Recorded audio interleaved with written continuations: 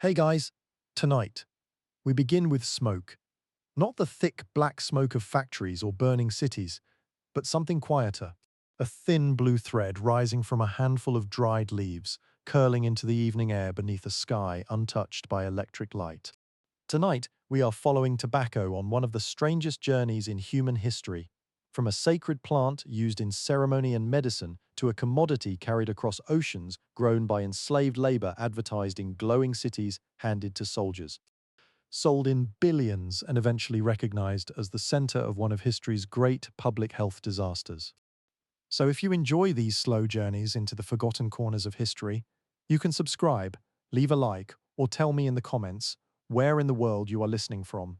For now, dim the lights, get comfortable, let the room become quiet, and before there are cigarettes behind shop counters, before there are tobacco plantations in Virginia, before London gentlemen sit beneath clouds of pipe smoke, we must travel much farther back beyond Columbus, back beyond European maps. Back to a world where tobacco means something entirely different. The story begins in the Americas. Long before European ships appear on the horizon, varieties of the tobacco plant grow across parts of the Western Hemisphere. Human communities know these plants intimately. They know which leaves are useful, which are powerful, and which must be approached with care. The plant belongs to the genus Nicotiana, although nobody living here calls it that. That name will come much later. For now, tobacco has many names, spoken in languages that European chroniclers have not yet heard. Its leaves are broad and slightly sticky, their surface catches dust. Their smell changes as they dry, becoming heavier and earthier, especially when they are hung away from rain and allowed to cure. To a modern observer, the plant might look ordinary. It is not. For many indigenous communities, tobacco is connected to medicine, diplomacy, prayer, ceremony, and relationships with the unseen world. Customs vary enormously from one people to another. There is no single indigenous tobacco tradition, just as there is no single indigenous culture stretching across two continents. Some communities smoke it, others burn it, others offer it without smoking it at all. In some places, tobacco accompanies prayer or healing. Elsewhere, smoke marks important agreements or ceremonies. In still other communities, tobacco is mixed with other plants, creating preparations very different from the commercial tobacco that will eventually fill European pipes. And the tobacco itself can be different. Some indigenous varieties contain far more nicotine than many later commercial varieties. The experience is not necessarily mild. Imagine for a moment a quiet settlement centuries before Europeans arrive. The sun is lowering. Smoke from cooking fires hangs close to the earth. Someone is grinding maize nearby. A child runs past a doorway. Dogs move between houses, hoping that food will fall where they can reach it. Beyond the settlement are fields, forest, water, and pathways known through generations of memory. There is no packet, no printed warning, no advertisement, no factory, no little white cylinder of paper. There is simply a plant.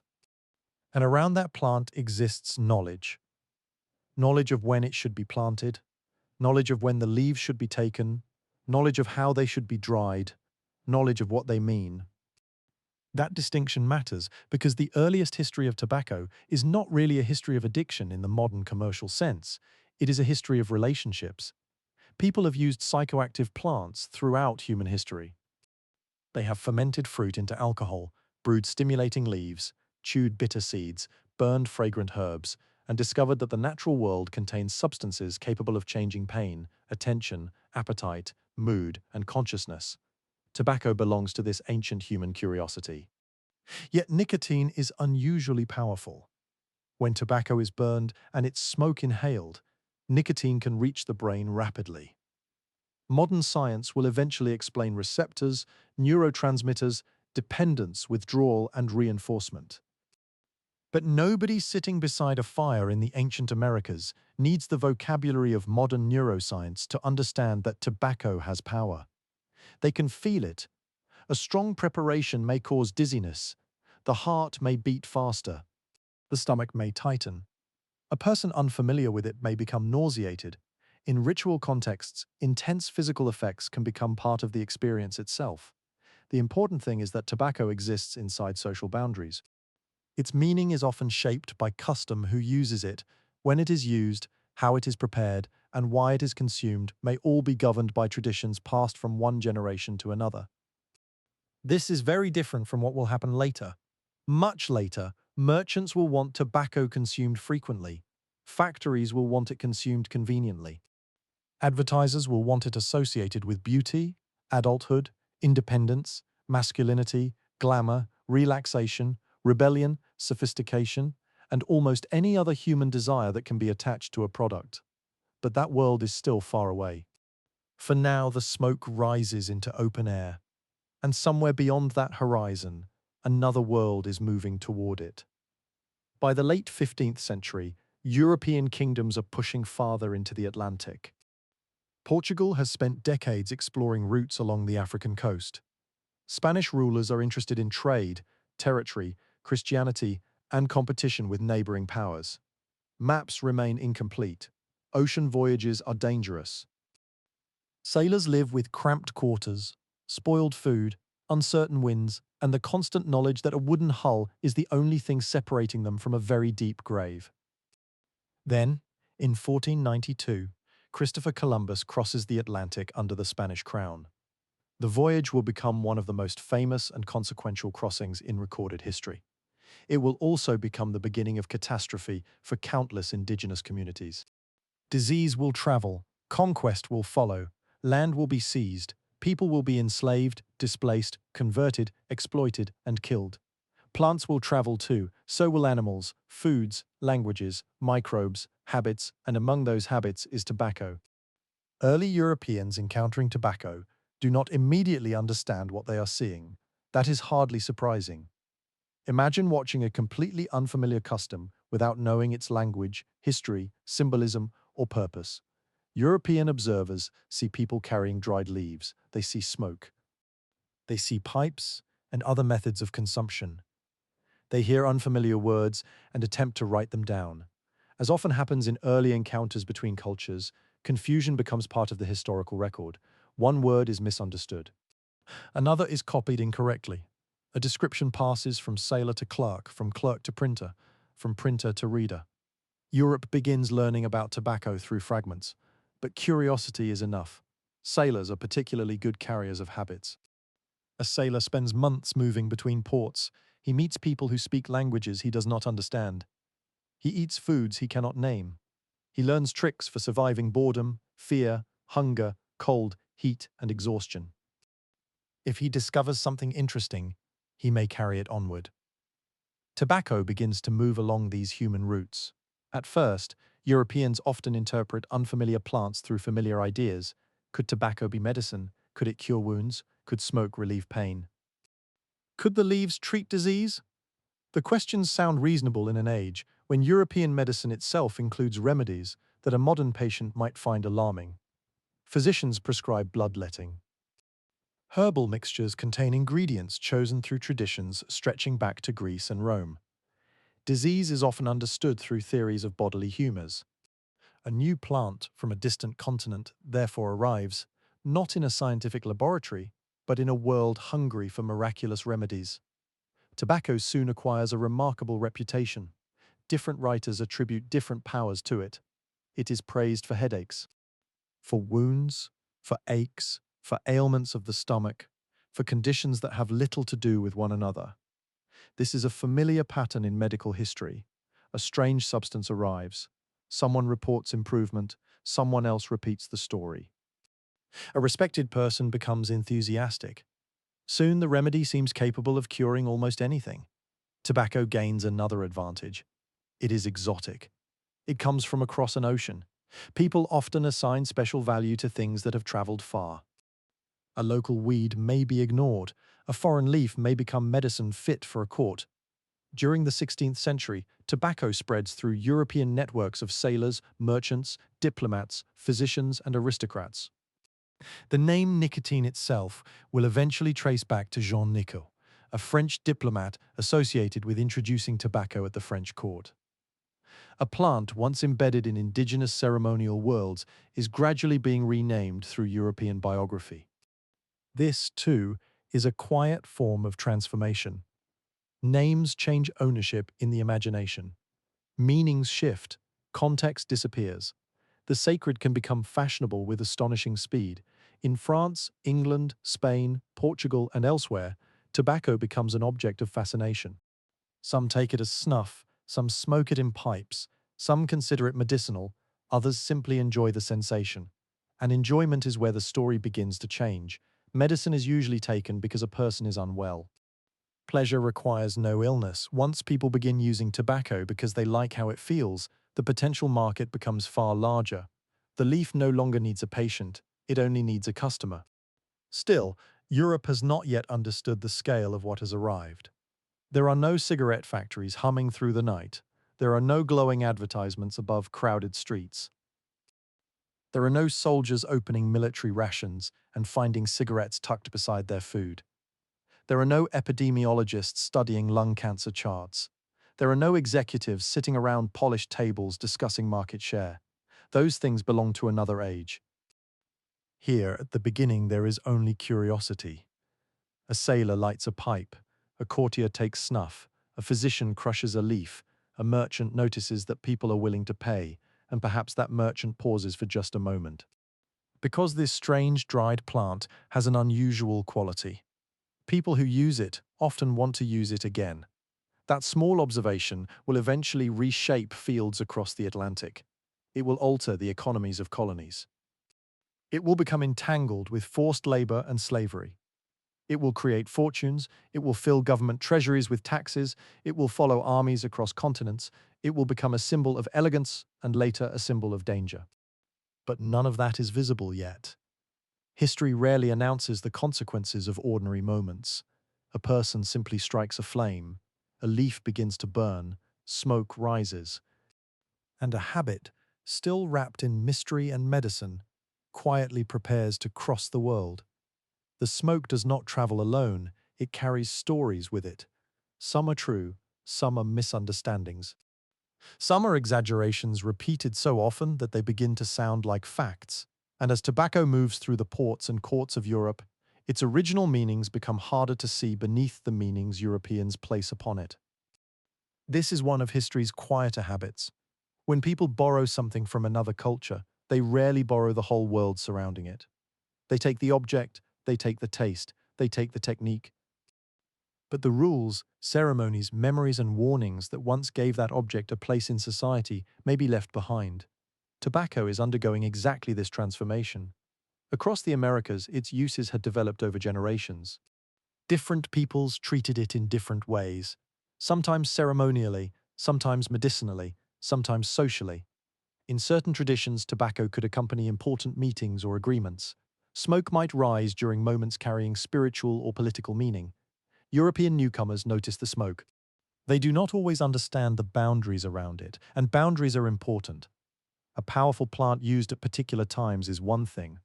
A powerful plant available whenever a customer has money is something else entirely. By the later years of the 16th century, tobacco has become increasingly familiar in European ports. Picture a harbor at dusk. The water is dark beneath a fading sky. Wooden ships groan against their ropes.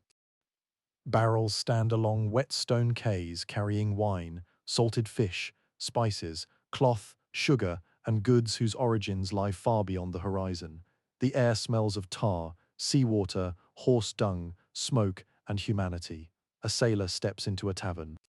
His clothes are stiff with salt, his hands are cracked. He has spent weeks listening to timbers creak in the darkness while waves struck the hull beneath him. From a pouch, he removes dried tobacco. Perhaps someone nearby watches with curiosity. Perhaps another sailor already knows exactly what it is. A pipe is filled. An ember glows. Smoke enters the room. There is something almost perfectly suited about tobacco and the sailor's life. The sea contains long stretches of boredom interrupted by moments of terror. Space aboard ship is limited, comfort is scarce, food becomes monotonous, privacy nearly disappears. A pipe offers a small ritual. Pack the bowl, light it, draw, wait.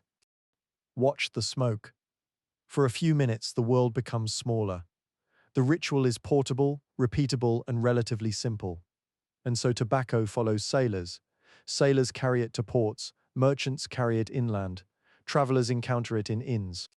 Soldiers encounter it around camps. Gentlemen encounter it in houses where unusual imported goods suggest wealth and sophistication. Soon the smell that once belonged to distant landscapes begins appearing in European streets. Not everyone is pleased. To someone unfamiliar with tobacco, a room full of pipe smoke can be unpleasant. The smell clings to wool. It settles into curtains. It hangs beneath low ceilings. It mixes with candle smoke, hearth soot, damp clothing, and the odors of a city before modern sanitation. A person walking into a crowded tavern might find the air thick enough already without somebody deliberately setting dried leaves on fire and breathing the smoke. Criticism appears almost as quickly as enthusiasm. Some authorities dislike tobacco because it seems foreign. Others dislike it because it appears wasteful. Some consider smoking vulgar. Others worry about health. Religious objections emerge in certain places and circumstances. Rulers attempt restrictions or punishments. Yet prohibition has an old problem. A habit that people enjoy can be remarkably difficult to remove. In England, one of tobacco's most famous early critics is King James. At the beginning of the 17th century, James attacks smoking in a written condemnation that portrays the habit as unpleasant and harmful. He is especially disgusted by the smoke. One can almost imagine the royal irritation. A strange foreign custom has arrived. People are deliberately inhaling fumes. The smell is everywhere. And instead of disappearing when criticized, the habit keeps spreading. James turns taxation into another weapon. If people insist upon consuming tobacco, the crown can at least make the habit expensive. This introduces another character into our story, the tax collector. He may not be as romantic as the sailor. He certainly does not look as dramatic as an explorer standing on the deck of a ship. But he will become extremely important. Governments soon discover a fact that will shape tobacco policy for centuries. A popular addictive product can generate a great deal of revenue. This creates an uncomfortable relationship. Authorities may dislike tobacco, they may condemn it, they may attempt to control it, yet they can also profit from its sale. The contradiction will never completely disappear. Meanwhile, demand continues to grow, and growing demand produces a simple question.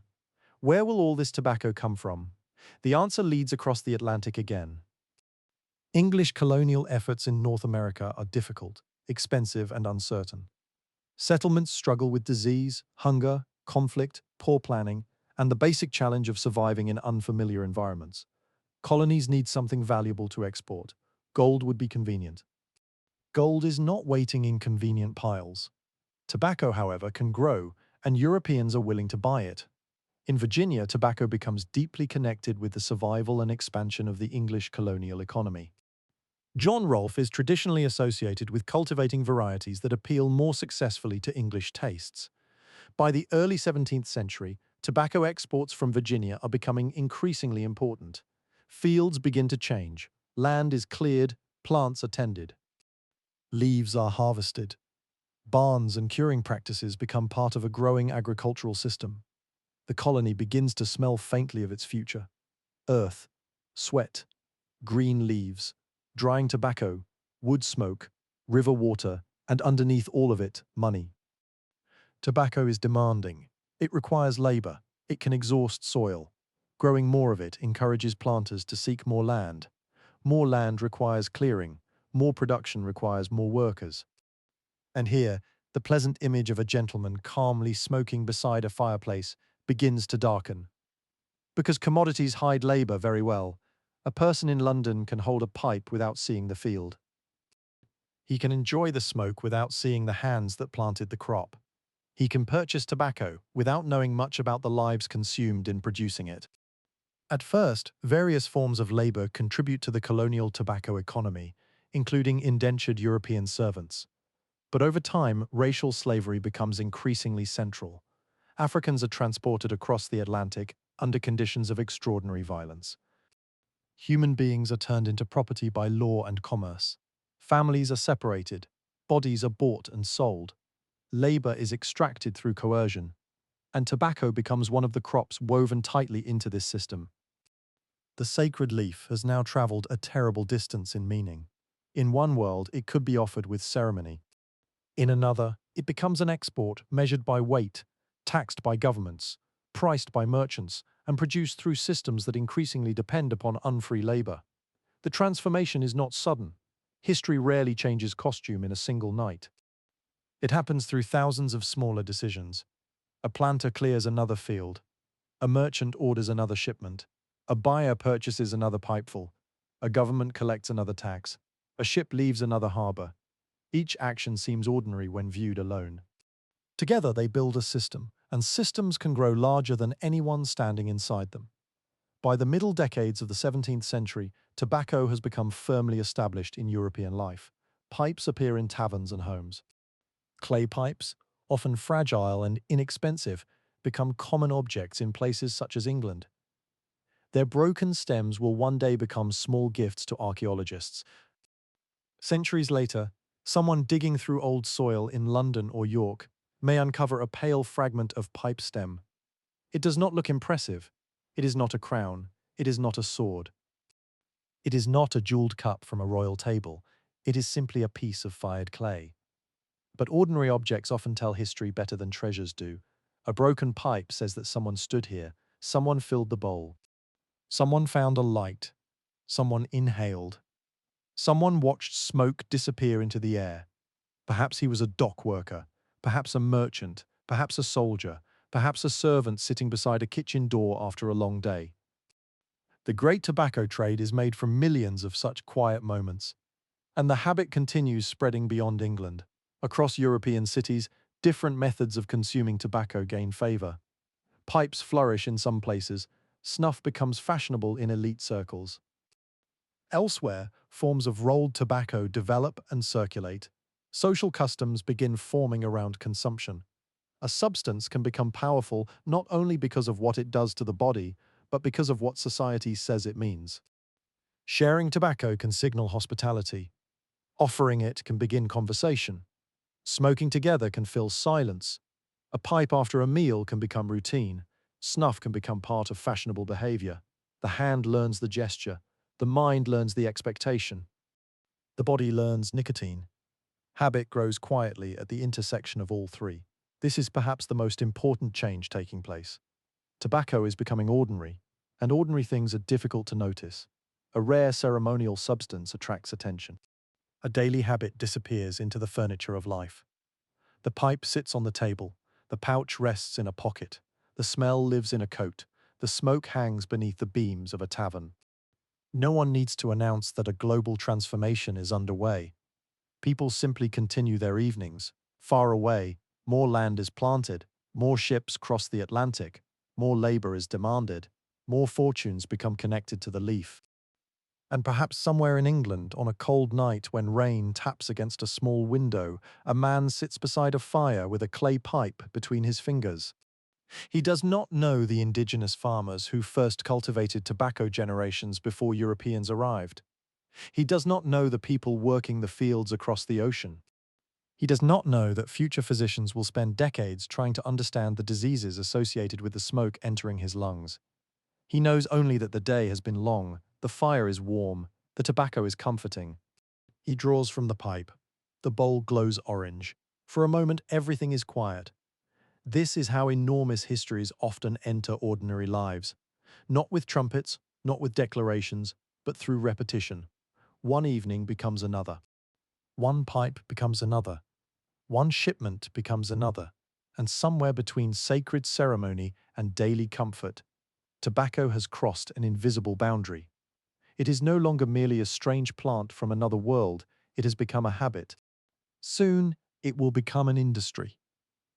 And that industry will demand land, ships, fortunes, and human lives on a scale that the first curious European smokers could scarcely have imagined. Let us leave the smoke-darkened tavern behind and cross the Atlantic once more toward the broad rivers and exhausted soil of Virginia, where the little brown leaf is about to become something far more powerful than a fashionable pleasure. It is about to become wealth. Let us leave the smoke-darkened tavern behind and cross the Atlantic once more, toward the broad rivers and exhausted soil of Virginia, where the little brown leaf is about to become something far more powerful than a fashionable pleasure. It is about to become wealth. The crossing takes weeks. Behind the ship lies England, with its wet streets, church bells, crowded markets, and smoky rooms. Ahead lies the coast of North America, where English settlements cling uncertainly to the edges of a vast continent. The Atlantic between them is cold, restless, and enormous. A wooden ship moves slowly across it. Below deck, barrels knock softly against timber. Rope creaks above. Sailors sleep in cramped spaces filled with the smells of salt, sweat, damp wood, old food, and sickness. Somewhere among the cargo may be tools, cloth, weapons, metal goods. Perhaps letters, perhaps people arriving with promises of land or employment. And when the ship eventually returns east, much of its hold may contain tobacco. This simple exchange is becoming one of the great engines of the Atlantic world. To understand why, it helps to stand for a moment beside the James River in the early 17th century. The landscape is green, almost overwhelmingly green. Forests rise beyond the cleared ground. Rivers provide the easiest routes through a country without European roads. Summer heat presses heavily against clothing. Mosquitoes gather in the damp air. The English settlement at Jamestown has already survived years of misery. Hunger has nearly destroyed it. Disease has killed settlers. Relations with the Powhatan peoples have moved between trade, tension, negotiation, and violence. The English have arrived expecting opportunity. Instead, many have found graves. Colonization sounds grand when written on a royal document. On the ground, it often looks like mud. A man with a shovel. A leaking roof, spoiled grain. A fever, a body wrapped for burial. The colony needs an export that can justify its existence. Something must cross the Atlantic in the opposite direction and return money to investors. Tobacco provides that possibility. John Rolfe becomes one of the figures associated with the transformation. The tobacco already cultivated by indigenous peoples in the region does not initially suit English preferences as well as other varieties circulating through the Atlantic world. Rolfe experiments with tobacco that produces a milder smoke more attractive to European consumers. The result is commercially successful. That success changes Virginia. Imagine walking through a settlement a few years later, where someone might once have planted food. Tobacco may now stand in rows. Where forest once grew, axes have opened new ground. Near houses and barns, leaves are being handled with care because leaves are money. Tobacco is not simply another crop, it begins shaping decisions. A farmer deciding what to plant knows that maize can feed a household. Tobacco can buy things, tools, clothing, imported goods, land, status, perhaps another servant, perhaps eventually an enslaved worker. The temptation is powerful. Food keeps a person alive, a cash crop may make him rich, so tobacco spreads. The plant demands attention throughout its growing cycle. Seeds are tiny, young plants require care, fields must be prepared, weeds must be controlled, leaves must be harvested and cured. The work is repetitive. There is nothing glamorous about most of it.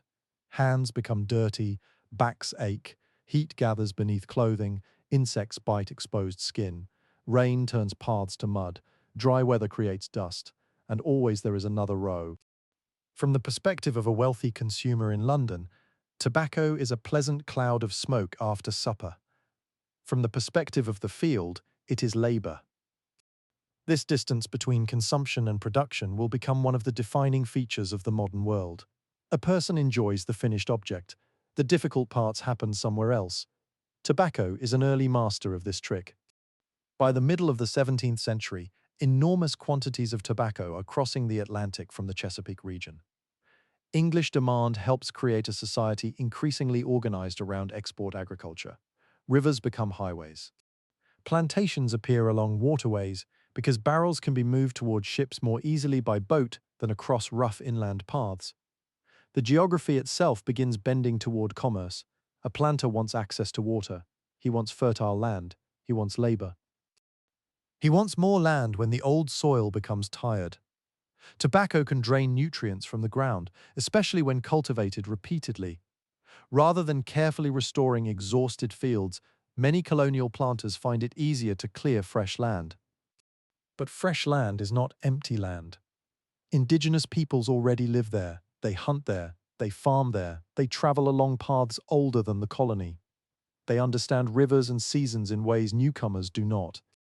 The expanding appetite for tobacco therefore intensifies the colonial appetite for territory. More customers in Europe, more tobacco in Virginia, more fields, more land, more conflict. A quiet pipe smoked beside a London fireplace is connected, through a chain almost invisible to the smoker, to forests being cut thousands of miles away. This is the strange geography of commodities. They connect people who will never meet. The English smoker does not see Virginia. The Virginia planter does not see every English smoker. The merchant sees barrels and prices. The crown sees customs revenue. Each person sees only one piece. Together they create an empire of leaves. For a time, much of the labor comes from indentured servants. These are usually Europeans who agree, or in some cases are compelled through difficult circumstances, to work for a fixed period in exchange for passage across the Atlantic and the possibility of a new life afterward. Their conditions can be harsh. Virginia is dangerous. Disease remains common. Work is exhausting. Masters can be brutal. Some servants do not survive long enough to enjoy the freedom promised at the end of their term. Yet indentured servitude is not the same as the racialized hereditary slavery that will increasingly dominate plantation societies.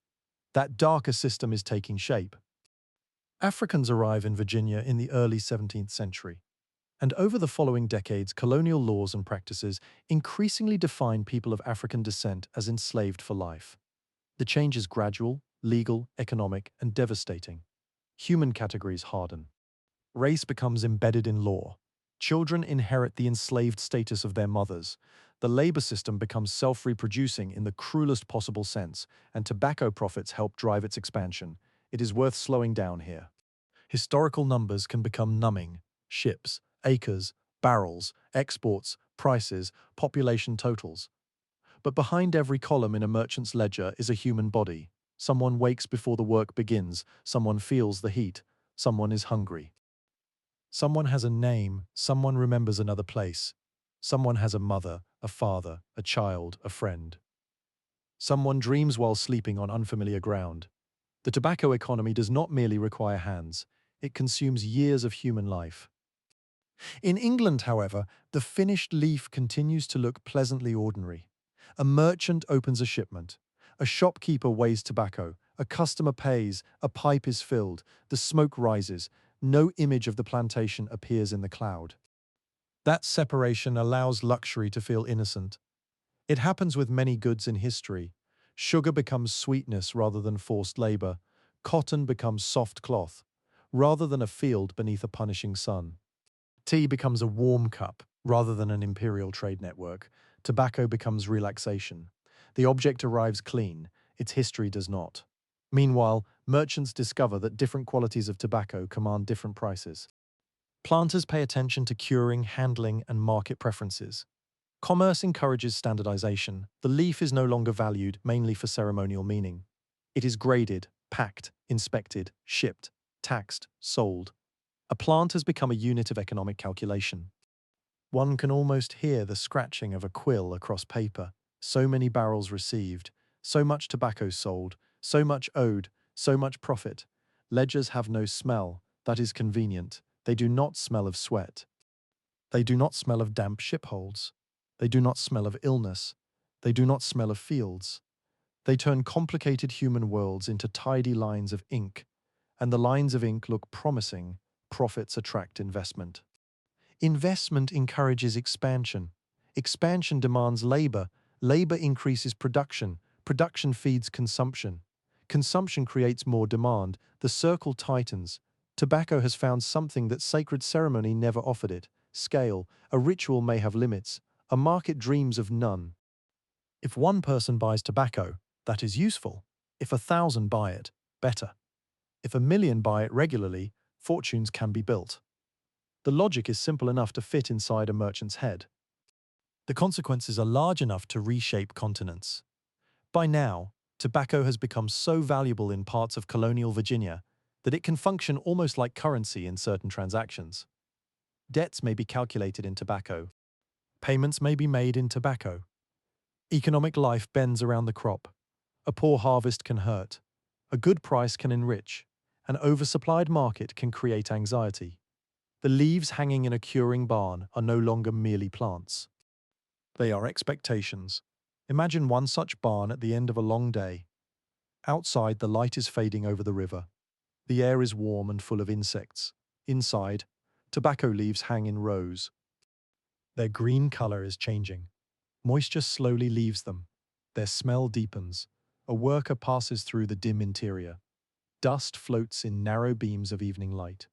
Beyond the walls, someone calls from another building. A dog barks. Water moves softly against the riverbank. It could almost be peaceful. History is often deceptive that way. A beautiful sunset can fall over an unjust world. The leaves do not reveal who owns the land. They do not reveal who is free. They do not reveal who can leave and who cannot. They simply hang there drying. Soon they will be packed, then carried to the water, then loaded onto a ship, then taken east across the Atlantic.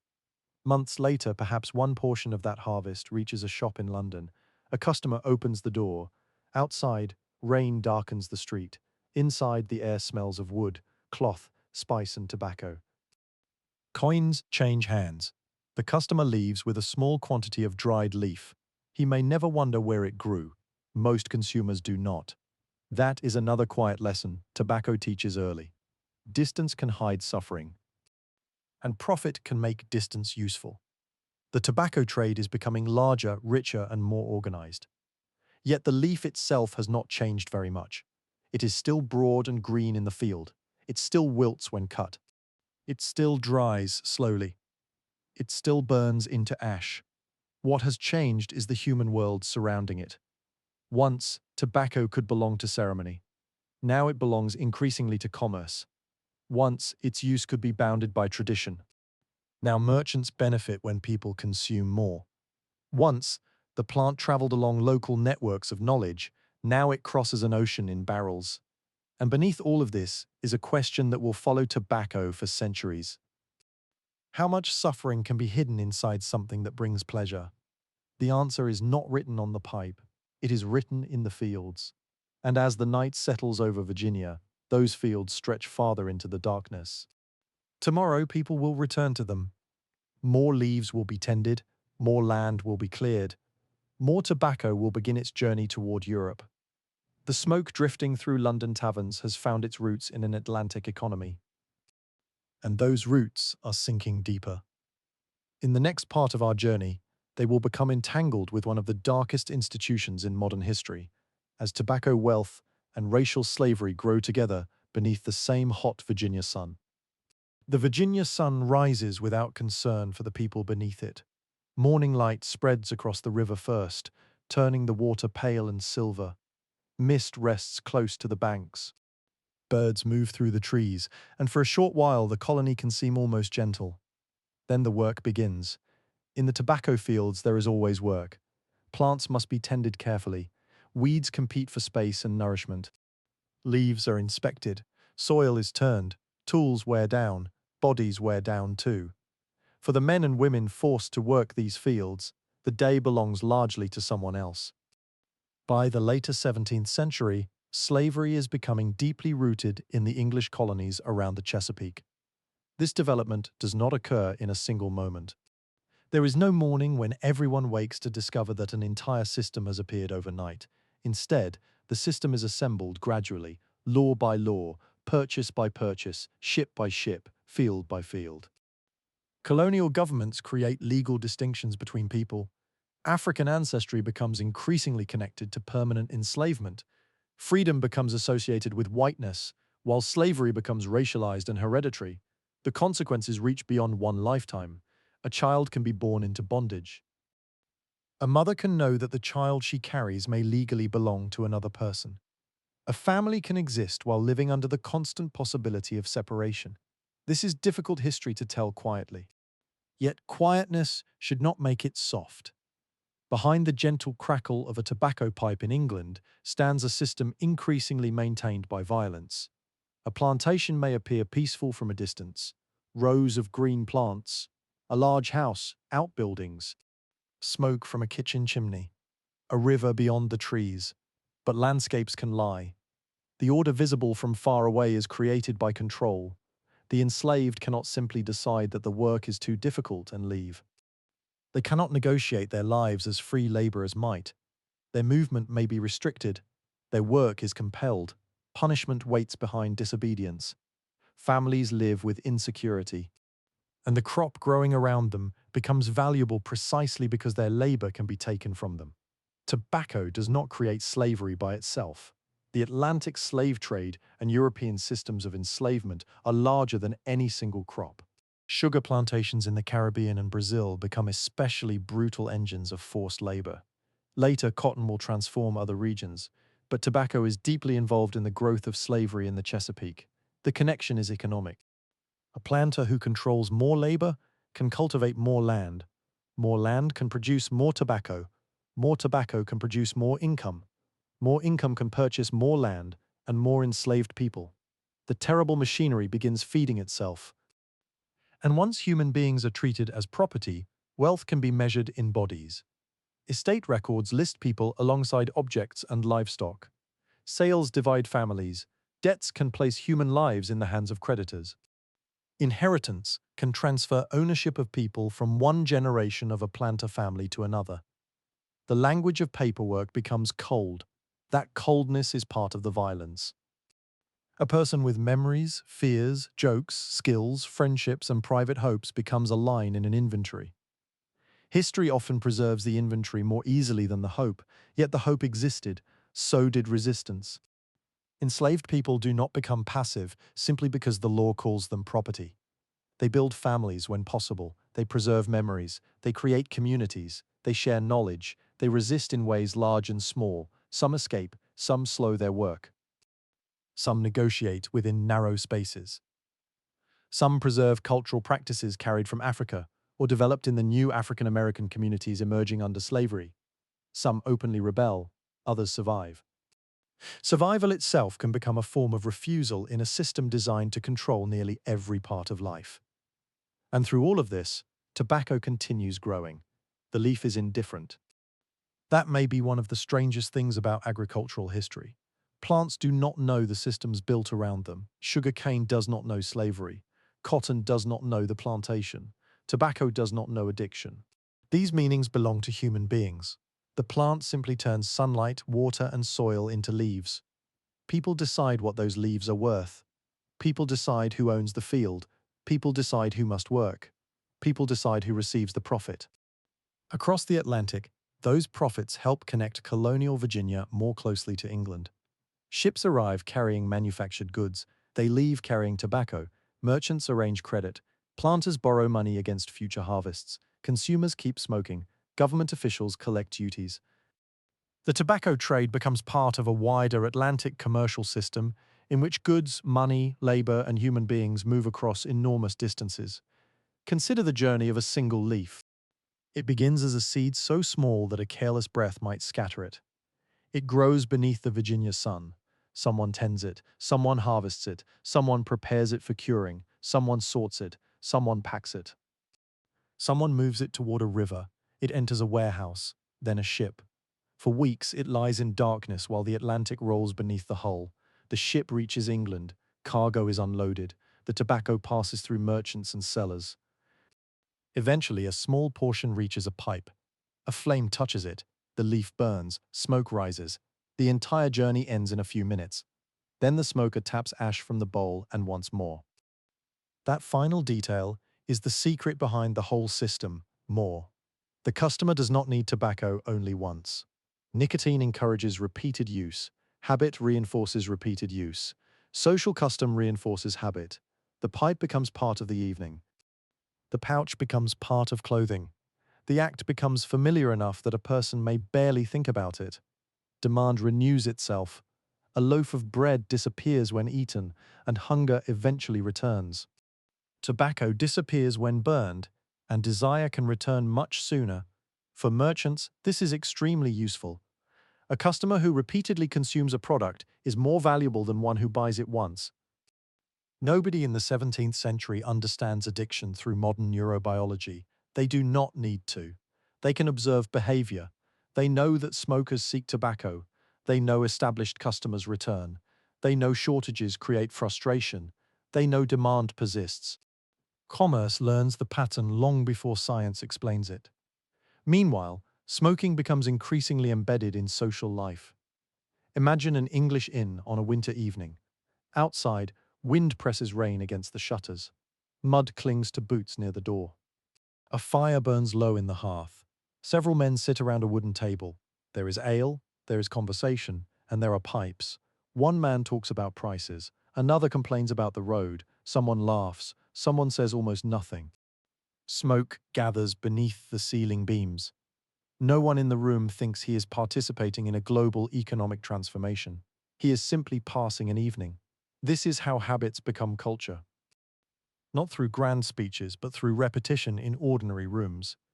A young man sees older men smoking. A traveler is offered a pipe. A soldier shares tobacco beside a campfire.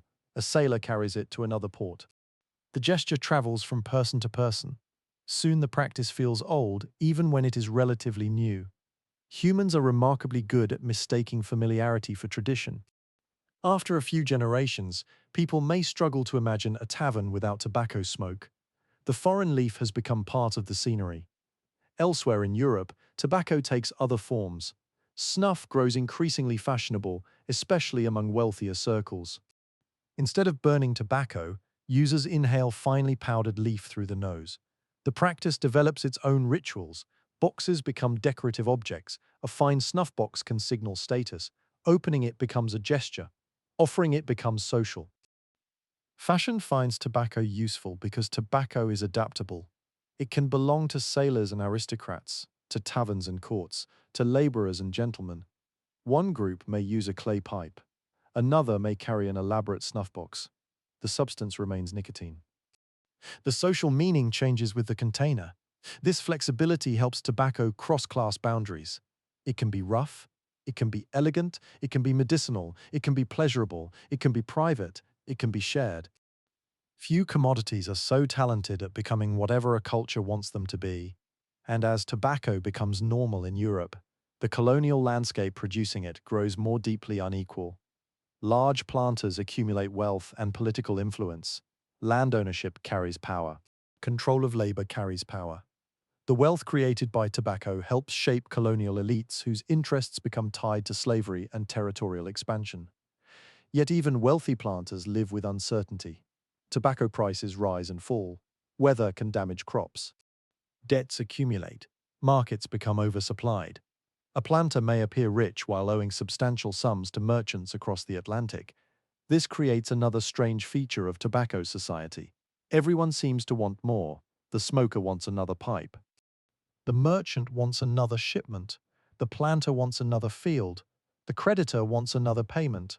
The colony wants more land. The system is built around appetite, and appetite is difficult to satisfy. As old fields lose fertility, planters look westward toward fresh ground. Expansion increases pressure on indigenous lands. Violence and displacement follow. The story that began with Europeans borrowing an indigenous plant has turned bitterly ironic. A crop cultivated by indigenous peoples now helps finance colonial expansion against indigenous peoples. The plant has crossed cultures, but power has not crossed equally. Knowledge was taken, land is taken, labor is taken, profit flows elsewhere. Centuries later, historians will describe these developments with large words: colonialism, mercantilism, racial capitalism, the Atlantic economy. Those words are useful, but perhaps tonight it is easier to understand the world through smaller things. A tobacco seed resting on a fingertip, a scarred hand holding a hoe, a barrel rolling toward a river, a ship disappearing into morning fog, a coin placed on a shop counter in London, a clay pipe glowing beside a hearth. Small objects, small gestures, connected across an ocean. By the end of the 17th century, tobacco has traveled astonishingly far from its earlier ceremonial contexts. It has become a major commercial crop. It has helped support colonial settlement. It has become entangled with racial slavery. It has entered government taxation. It has become fashionable across social classes, and still, its greatest transformation lies ahead. Because pipes are slow, they must be filled. They must be lit. They go out, they break. Snuff requires preparation and its own social customs. Tobacco is popular, but it has not yet reached its most efficient form. For that, history will need machines. It will need factories. It will need paper. It will need mass advertising. It will need modern armies and global wars. It will need a small object that can be placed between two fingers, lit in seconds, consumed quickly, and replaced immediately. The cigarette. But that world has not arrived yet. For now the evening settles over the Chesapeake. The tobacco fields become dark. The river reflects the last pale color of the sky. Somewhere near the water, barrels wait for a ship. Across the Atlantic, pipes wait to be filled, and between those two shores stretches a commercial chain built from desire, distance, and suffering. A sacred plant has become a commodity has become an economy. And an economy has begun to shape human lives far beyond the little curl of smoke that started it all. Now we drift onward, away from the river plantations and toward a louder age. An age of iron machines, crowded cities, enormous armies, bright advertisements, and factories capable of turning tobacco into something cheap enough, fast enough, and convenient enough to follow millions of people through almost every hour of the day. The age of the cigarette is approaching. Now we drift onward, away from the river plantations and toward a louder age. The old world of clay pipes, wooden ships, and tobacco barrels does not disappear all at once. History almost never closes one door before opening another. For generations, people continue to smoke pipes, gentlemen continue to take snuff, cigars become fashionable in many places. Tobacco remains an old companion beside fireplaces, in taverns, aboard ships, and along military roads. But the world surrounding tobacco is changing. Factories rise, cities swell, railways stretch across countries, steamships shorten journeys that once depended entirely on wind.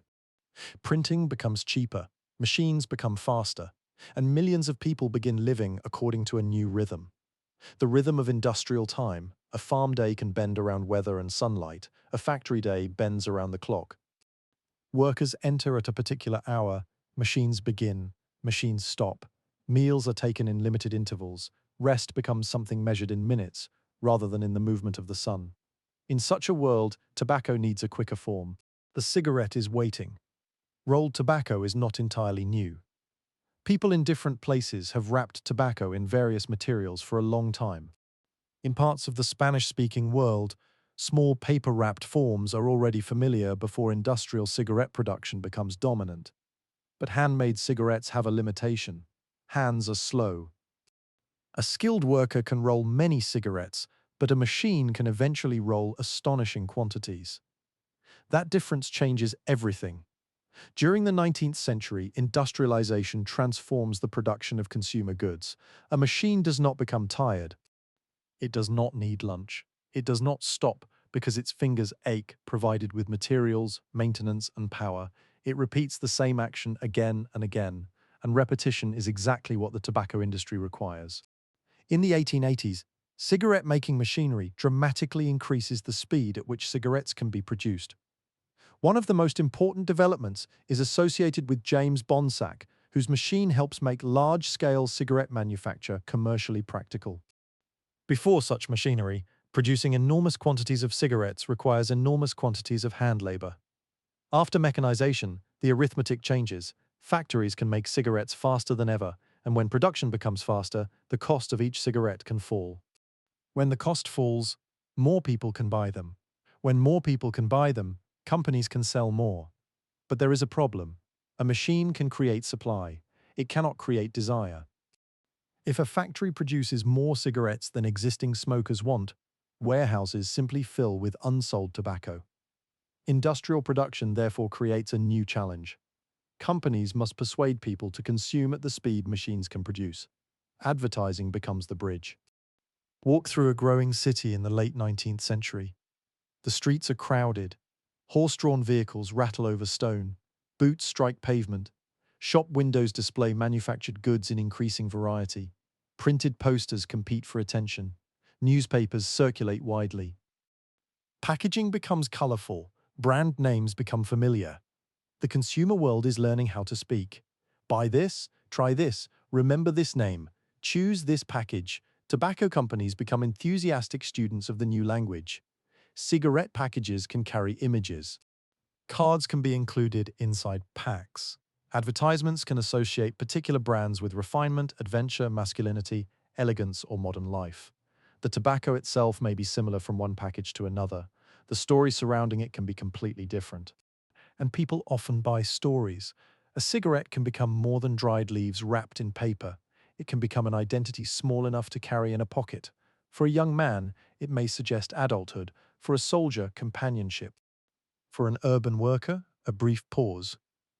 For a wealthy gentleman, a particular brand may suggest taste. Later, advertisers will work deliberately to connect cigarettes with women's independence and glamour.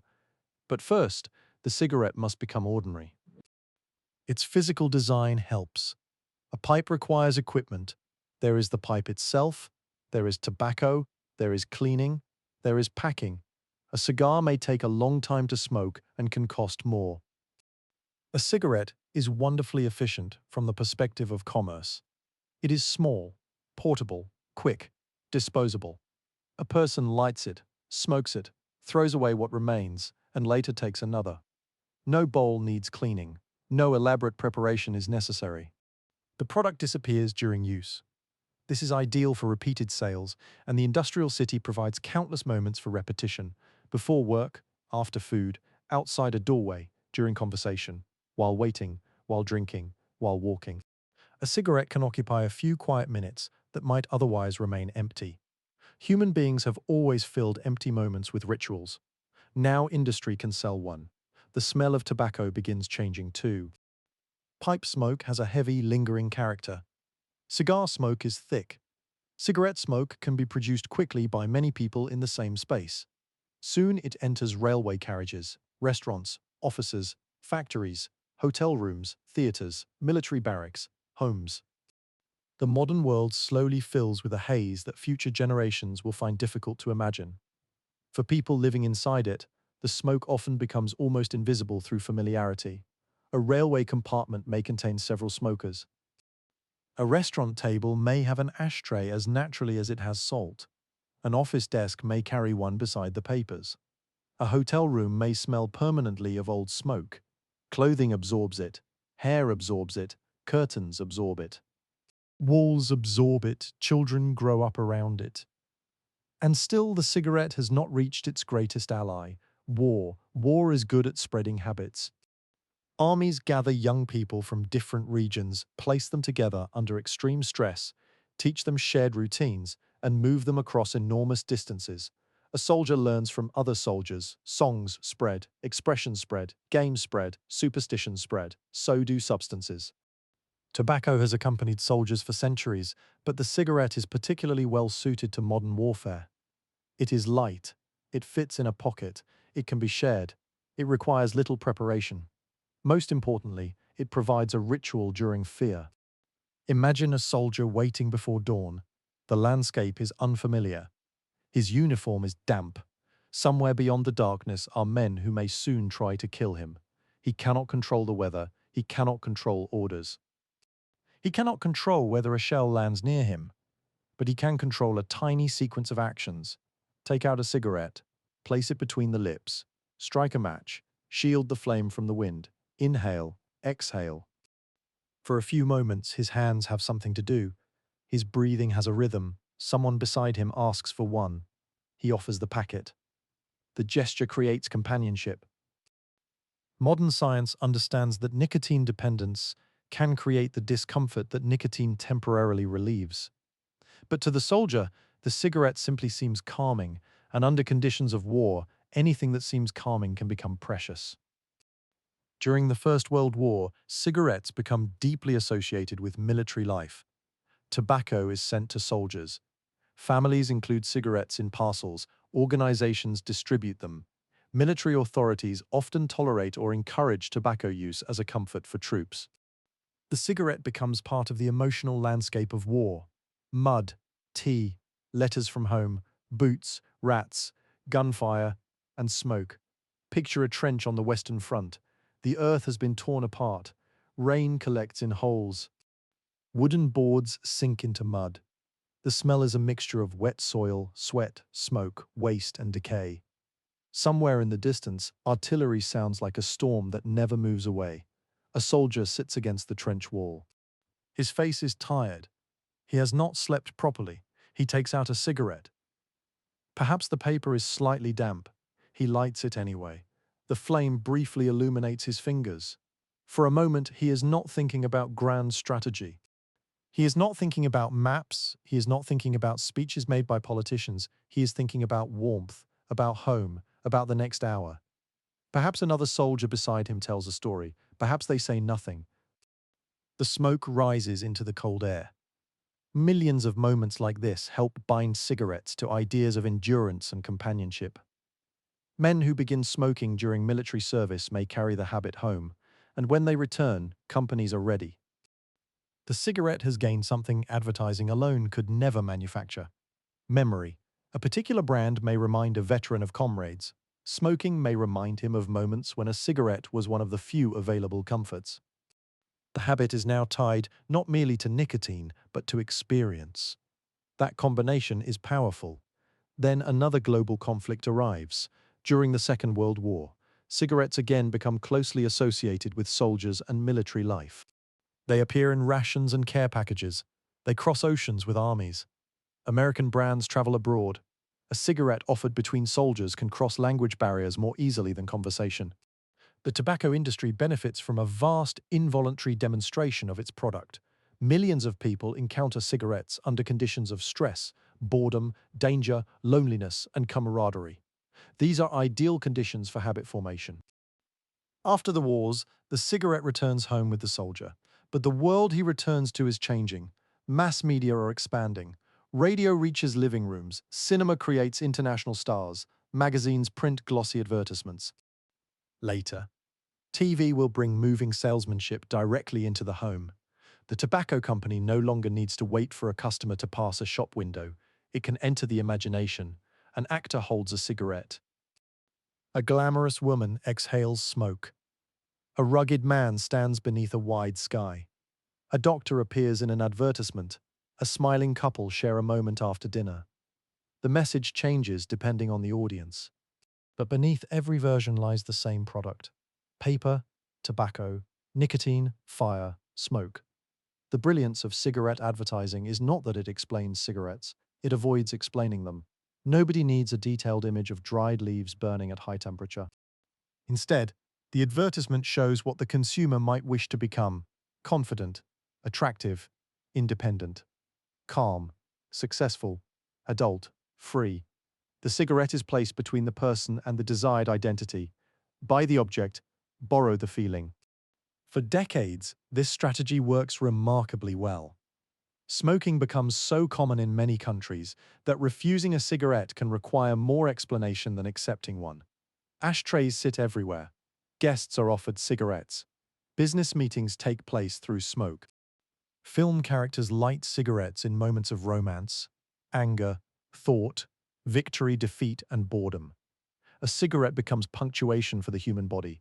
Pause, light, inhale, speak, exhale. The gesture is cinematic because smoke makes thought visible. A face half hidden behind it seems mysterious. A glowing tip in darkness creates atmosphere. The camera loves smoke, and the industry loves the camera by the middle of the 20th century. Tobacco has completed an extraordinary transformation.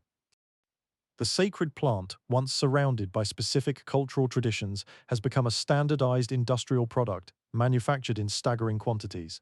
The leaf has been cut, blended, wrapped, branded, packaged, advertised, distributed, and placed into millions upon millions of pockets. The machine has done its work, but the machine is only half the story. The other half is the human nervous system, because every bright package contains something older than industrial capitalism: nicotine. The plant's ancient chemical defense has found itself inside one of the most efficient consumer products ever designed. The cigarette burns quickly, the nicotine reaches the brain quickly, the product disappears, another can be lit, and another. The factory can keep producing, the smoker can keep consuming, the advertisement can keep promising. For a while, the arrangement seems almost perfect. Almost. Because beneath the glamour, another pattern is becoming visible. Doctors are noticing illness. Researchers are comparing patients. Questions are being asked about lungs. The same century that perfects the cigarette will also begin uncovering what the cigarette does to the human body. For the tobacco industry, this will create a problem no advertisement can permanently hide.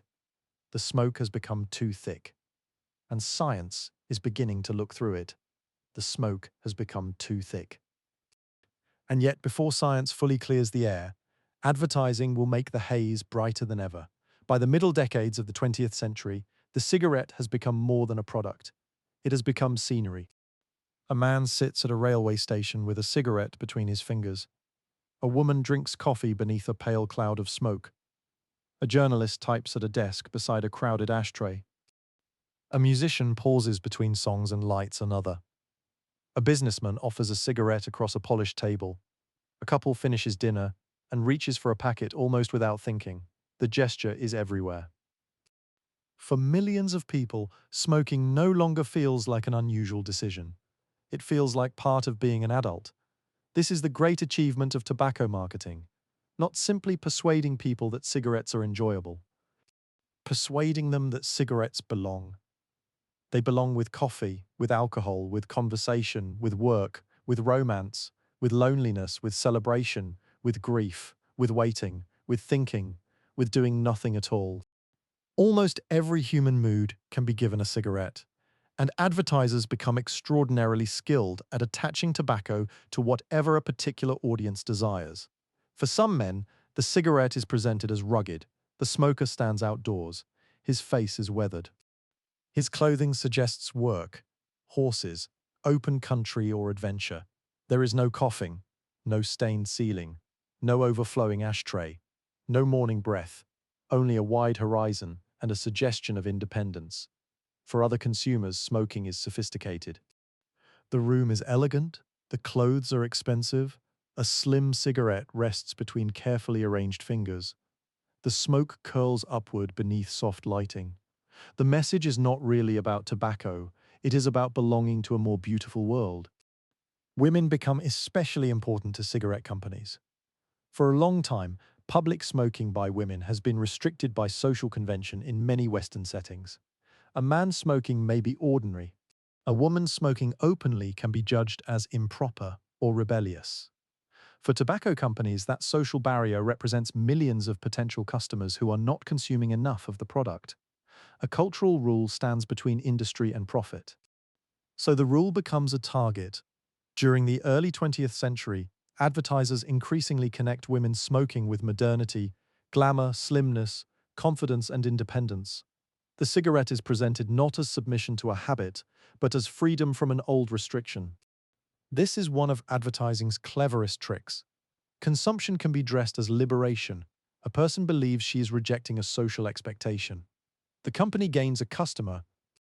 The symbolism is especially powerful because women really are struggling against genuine restrictions in public and private life, voting rights, employment, clothing, education, sexual expectations, political participation, personal independence. These are serious questions of freedom. The tobacco industry does not create those struggles. It borrows their emotional energy. A cigarette becomes a prop in a much larger story. Light this and appear modern. Smoke this and appear independent. Choose this brand, and perhaps some of that independence will seem to belong to you. The cigarette fits neatly into the changing visual culture of the century. It is elegant on camera. The movement is simple, a hand rises. A match flashes. The face leans toward the flame. Smoke crosses the light. Few products provide such easy visual drama. Cinema discovers this quickly. Film stars smoke on screen. Heroes smoke. Villains smoke. Detectives smoke while thinking. Lovers smoke after intimate conversations. Writers smoke beside typewriters. Soldiers smoke before battle.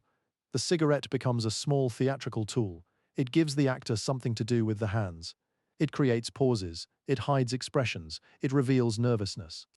It suggests confidence. And because audiences admire stars, the gestures of stars travel outward. A teenager watching a screen may not consciously think, I will imitate this person. Imitation is rarely so formal. Instead, an image becomes familiar. A posture becomes attractive. A gesture begins to look adult. Years later, the hand performs what the eyes have practiced. Advertising reinforces the lesson. Magazines are particularly useful. A page can place a cigarette beside almost any desirable image. Beautiful landscapes, well-dressed couples, athletes, doctors, holiday celebrations, fresh food, clean kitchens, healthy-looking faces. The contradiction can be startling from a later perspective. A product that exposes the lungs to toxic smoke is surrounded by images of freshness, snowy mountains, blue skies, white clothing, green fields, smiling people. The smoke itself becomes almost clean in the visual imagination. But real smoke is not clean. It settles. Anyone who has entered a room where people smoked heavily for years knows this. Walls discolor. Curtains hold the smell. Furniture absorbs it. Ash gathers. The odor remains after the cigarette is gone. The human body also keeps traces. At first, those traces are difficult to interpret. People have always become ill. Lung disease is not new. Cities contain pollution. Factories expose workers to dust and chemicals. Tuberculosis is familiar. Doctors therefore need evidence strong enough to separate one danger from many others. That evidence gradually accumulates. Researchers begin noticing disturbing patterns involving smoking and lung cancer. The disease appears with alarming frequency among smokers. The question becomes harder to dismiss. Could the beloved cigarette be killing its customers? For a smoker, this possibility is deeply uncomfortable. Imagine a man who has smoked for decades. He began when he was young, perhaps during military service, perhaps because friends smoked, perhaps because his father did. The cigarette accompanied his first job, his marriage, long journeys, arguments, celebrations, funerals. Late nights, quiet mornings. It has been beside him longer than many people he knows. Then a newspaper tells him it may be dangerous. What should he do with that information? Human beings are not machines that update behavior immediately when presented with evidence. Habit has memory, addiction has chemistry, identity has pride, and fear has denial. A person may say his grandfather smoked and lived to old age. He may point to someone who never smoked and still became sick. He may distrust the study. He may decide the risk is exaggerated. Or he may simply light another cigarette while thinking about quitting. The tobacco industry understands this uncertainty, and uncertainty can be valuable. If customers become convinced that smoking is deadly, sales may fall. If customers remain unsure, they may continue. The difference between certainty and doubt can be worth enormous sums of money.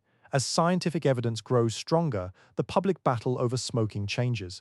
The industry cannot easily make every troubling study disappear. Instead, doubt itself becomes useful.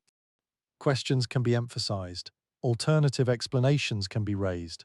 More research can always be requested. A conclusion can be described as premature. The goal does not always need to be proving that cigarettes are safe. It may be enough to prevent people from feeling certain that they are dangerous. Time matters. Every additional year of widespread smoking means additional sales, and cigarettes are extraordinarily good at creating returning customers. The product has already been integrated into daily routines. Breakfast, coffee, work breaks, driving, conversation, alcohol, stress, after meals, before sleep. These associations become behavioral hooks surrounding the chemical dependence itself. A smoker trying to stop may discover that the cigarette has occupied dozens of small spaces in the day. The morning coffee feels incomplete. The hands feel empty during conversation. A work break seems strangely long. A meal ends without its familiar punctuation. The body wants nicotine. The mind wants ritual. The social world may provide temptation. Quitting therefore requires more than refusing a leaf. It means rearranging a life. This helps explain why tobacco becomes such a durable global commodity. It does not merely sell a sensation, it embeds itself in routine, and routine is one of the strongest forces in human behavior. People wake at familiar times, sit in familiar chairs, take familiar roads, drink from familiar cups, reach toward familiar pockets. A cigarette can become one more automatic movement. The industry does not need every cigarette to be memorable. Quite the opposite. The most profitable cigarette may be the one smoked without thought. By now, tobacco cultivation and manufacturing stretch across the world. The old Atlantic story has become global. Cigarettes travel through imperial trade networks, military networks, commercial networks, and modern distribution systems. Brands cross borders, advertising images cross borders, smoking customs cross borders. A plant once cultivated within specific indigenous traditions has become detached from almost every original boundary. The cigarette can be purchased far from the lands where tobacco first entered human history. It can be smoked by someone who knows nothing about those histories. The product arrives without its past. This is convenient for commerce. History makes objects heavy. Branding makes them light.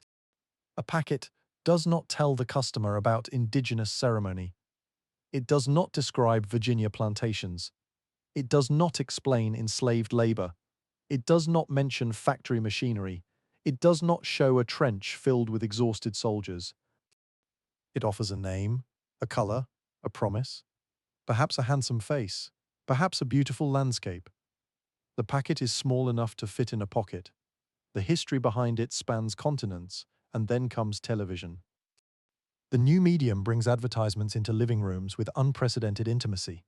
The sales message no longer waits on a billboard or magazine page. It speaks, it moves, it sings. Families sit together while commercial images pass before them. Children see adults smoking. Adults see celebrities smoking. The cigarette becomes woven into the visual language of normal life. This normality is perhaps more powerful than any single advertisement. When everyone seems to smoke, the danger feels abstract. Humans judge risk, partly through what they see around them. If teachers smoke, doctors smoke, actors smoke, soldiers smoke, parents smoke, politicians smoke, and friends smoke, then smoking appears to belong to the normal order of things. A warning from a researcher must compete against an entire landscape of familiarity. And familiarity is comforting, but science is patient. Study follows study. Patterns strengthen. The connection between cigarette smoking and serious disease becomes increasingly difficult to deny. Lung cancer receives particular attention, but the health consequences extend much further. Heart disease, stroke, chronic lung disease, multiple cancers, pregnancy complications, harm from secondhand smoke. The cigarette is not merely irritating the lungs, its effects travel throughout the body. This knowledge arrives slowly in public consciousness. There is no single evening when the entire world understands smoking differently. One person reads an article, another hears a doctor, another notices a warning, another watches a relative become ill, another ignores all of it. Culture changes unevenly. An ashtray remains on one table while disappearing from another. A restaurant creates a non-smoking area. An office changes its rules. A parent stops smoking indoors. A TV advertisement vanishes. A warning appears on a packet. The cigarette begins losing its innocence, one small piece at a time. Yet addiction does not disappear simply because glamour weakens. Millions of smokers are already dependent. Many began young. Some have spent decades associating cigarettes with comfort. They may understand the danger perfectly and still struggle to stop. This is the cruelest stage of tobacco's transformation. The product no longer needs to hide entirely behind ignorance. A person can know and continue. The sacred plant has become something its earliest users could never have imagined. Not merely a commodity, not merely a fashion, not merely a habit. A global system of dependence. Factories produce it. Advertising gives it meaning. Distribution places it everywhere. Nicotine brings the customer back. And illness often arrives years after the first cigarette, when the young person who began smoking has become someone much older. Delay is one of tobacco's great disguises. Touch a flame, and the pain is immediate. Smoke a cigarette, and the most serious consequences may remain invisible for decades. The future body pays for a choice made by the present one. And young people are famously poor at imagining themselves old. The teenager sees tonight. The advertisement shows tonight. The cigarette provides its effect tonight. The hospital room, if it comes, belongs to some distant person who does not yet seem real. Industry thrives inside that distance, but the distance is shrinking. Doctors are speaking more clearly, governments are beginning to respond. Public attitudes are shifting. The cigarette that once symbolized sophistication will increasingly become associated with disease. The ashtray that once sat proudly in the center of the table will begin disappearing into cupboards and rubbish bins. The smoker who once lit a cigarette almost anywhere will encounter new boundaries. And tobacco companies will face a challenge that would have seemed impossible during the golden age of advertising. How does an industry continue selling a product after the world learns what the smoke can do? We drift onward now, deeper into the modern age, where laboratories, hospitals, government reports, warning labels, lawsuits, and public campaigns begin pulling apart the beautiful image built around the cigarette. The smoke is still rising, but behind it, the evidence is becoming impossible to ignore. We drift onward now, deeper into the modern age, where laboratories, hospitals, government reports, warning labels, lawsuits, and public campaigns begin pulling apart the beautiful image built around the cigarette. The smoke is still rising, but behind it, the evidence is becoming impossible to ignore. Imagine a hospital corridor in the middle of the 20th century. The floor has been polished. Shoes make small, hollow sounds against it. The air carries the sharp smell of disinfectant. Behind one door, a patient coughs. Behind another, a doctor studies an image of a pair of lungs. There is nothing dramatic about the room. No orchestra, no crowd. No newspaper photographer waiting outside. Only a physician, a patient, and a troubling pattern. More cases are appearing. Some patients are older. Some are not especially old at all. Many have something in common. They smoke. The observation is simple. Proving what it means is harder. Medicine is filled with patterns that can mislead. Two things can occur together without one causing the other. Perhaps smokers share another behavior. Perhaps city pollution is responsible. Perhaps occupation matters. Perhaps some unknown factor explains the connection. Good science requires doubt. So researchers ask questions, they compare groups, they examine medical histories, they count cases, they follow people over time. They study how much people smoke and how long they have smoked, and slowly the picture sharpens. One important body of research emerges in Britain. Richard Doll and Austin Bradford Hill become closely associated with landmark studies investigating the relationship between smoking and lung cancer. Their work is part of a wider scientific effort unfolding in several countries. The evidence does not arrive as one magical experiment. It accumulates. That distinction matters. Science often looks less dramatic in reality than it does in stories. There may be no single moment when a scientist jumps from a chair and shouts that everything has been solved. Instead, there are tables, interviews, patient records, statistics, revisions, arguments, more tables. The work can look boring. Its implications are not. Researchers find that smoking is strongly associated with lung cancer. The risk rises with greater exposure. Other health dangers become clearer as well. The cigarette, once wrapped in images of freshness and vitality, begins to look very different under scientific examination. Smoke is not simply a pleasant cloud. It contains a complicated mixture of chemicals. Combustion creates toxic substances. Particles enter the lungs. Carcinogens reach tissue. Carbon monoxide enters the blood. Nicotine reinforces dependence. The elegant little object between the fingers is revealed as a remarkably efficient delivery system for both addiction and harm. Yet scientific knowledge does not instantly become public knowledge. There is a gap. Inside that gap, millions continue smoking. A doctor may read a study years before an ordinary customer hears its conclusions clearly. A government may hesitate. An industry may challenge the interpretation. A newspaper may present controversy because controversy attracts attention. A smoker may not want to believe what he hears, and cigarettes remain everywhere. This creates a strange historical scene. In one room, researchers discuss evidence that smoking causes serious disease. In another room, people smoke while discussing the research. Doctors themselves may smoke. Journalists may smoke while writing articles about smoking. Politicians may smoke while considering tobacco regulation. The habit is so deeply embedded that knowledge and behavior can occupy the same smoky room without immediately changing one another. This is not unique to tobacco. Human beings often understand danger before acting upon it. Knowledge is only one force among many. Pleasure is another. Habit is another. Money is another. Social expectation is another. Addiction may be stronger than all of them. For the tobacco companies, the scientific evidence presents an enormous threat. Their business depends upon repeat customers. If those customers believe the product is likely to kill them, the entire cultural structure surrounding cigarettes may begin to collapse. So the battle moves from the factory and advertisement into the realm of public understanding. What does the evidence prove? How certain is it? Can other causes explain the disease? Should more research be done? The language of uncertainty becomes extremely valuable. Science always contains uncertainty. That is one of its strengths.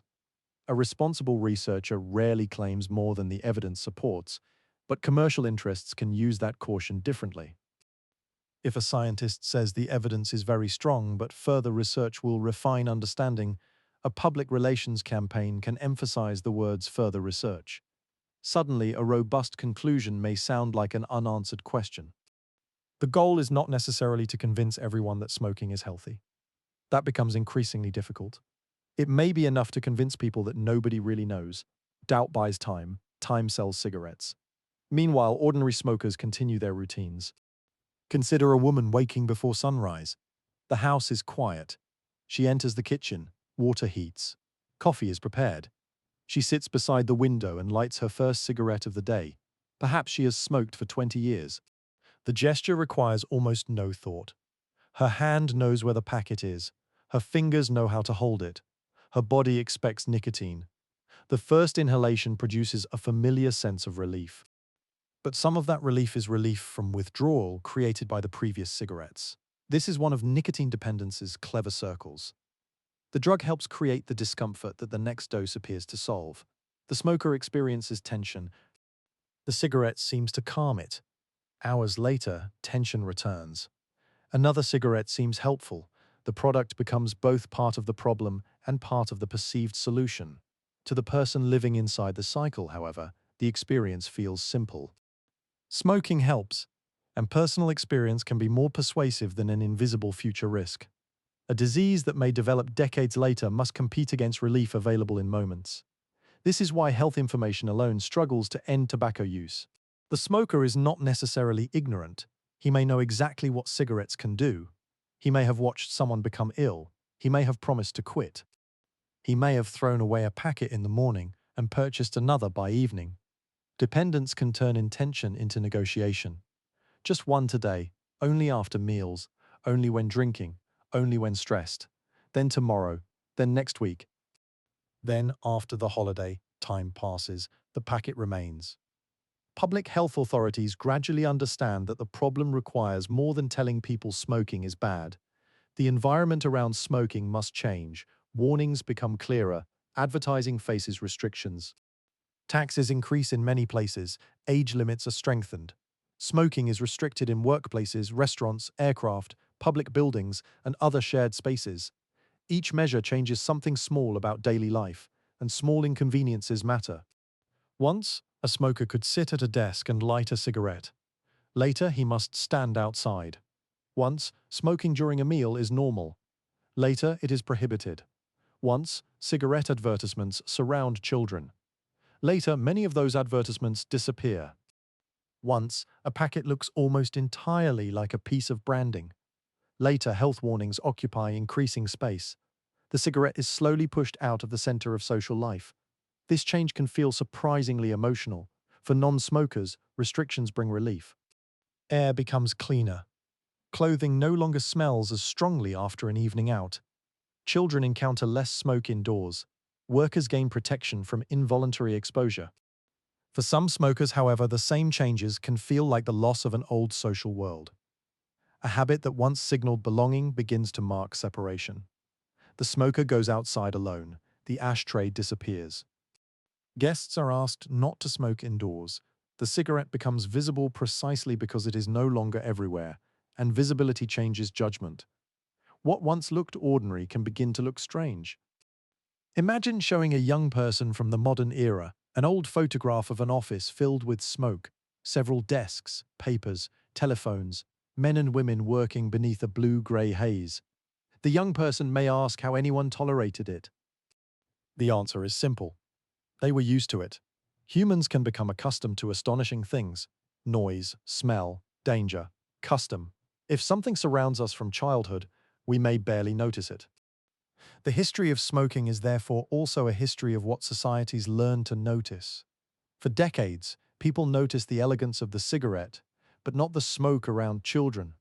They noticed the pleasure, but not the dependence. They noticed the advertisement, but not the field. They noticed the brand, but not the body, decades later. Then attention shifts. The invisible becomes visible. Secondhand smoke is one important part of that shift. The health question is no longer only what smokers choose to do to themselves. Smoke travels. It enters the lungs of people who did not light the cigarette. Children breathe it. Restaurant workers breathe it. Office workers breathe it. Spouses breathe it. The old argument about individual choice becomes more complicated when the product changes the air shared by everyone nearby. This gives governments stronger justification for smoke-free rules. Public spaces begin changing. The transformation is gradual and uneven across countries. In some places, restrictions arrive early. In others, smoking remains common indoors for much longer. Cultures differ, laws differ, tobacco industries differ, political pressure differs. But the overall direction in many wealthier countries becomes increasingly clear. The cigarette is losing territory, and as it loses territory in one part of the world, the global industry looks elsewhere. This is another important turn in the story. A multinational company does not think only about one city or one country. If smoking rates decline in one market, other markets may still grow. Populations in Asia, Africa, Latin America, Eastern Europe, and other regions represent enormous numbers of potential consumers. Advertising strategies can be adapted, brands can be globalized, images of Western modernity can be sold alongside cigarettes. A product facing increasing suspicion in London or New York can still be presented as fashionable somewhere else. The old pattern repeats in a new form. Distance hides contradiction. In one country, public health campaigns warn that cigarettes kill. In another, a billboard associates the same kind of product with youth and success. The sacred plant's journey has now become truly planetary. Its leaves may grow in one country, they may be processed in another. A corporation may be headquartered elsewhere. Advertising may be designed for a fourth market. The customer may know almost nothing about any of these places. Global commerce makes the cigarette seem local everywhere. A familiar packet sits behind a familiar counter, yet behind it is a network spanning continents. And governments remain caught in an old contradiction first visible centuries earlier. Tobacco is harmful. Tobacco also produces tax revenue. It employs workers. Farmers depend upon it. Retailers sell it. Companies profit from it. Pension funds may hold investments connected to it. Entire communities may rely upon tobacco cultivation or manufacturing. Removing a harmful product from society is therefore not as simple as declaring it harmful. Economies have roots. Pull one, and other things move. The same plant that creates disease may also pay a farmer's school fees. The same cigarette that burdens a health system may provide tax revenue to the government funding that system. None of these contradictions makes the health effects disappear. They simply explain why history moves slowly.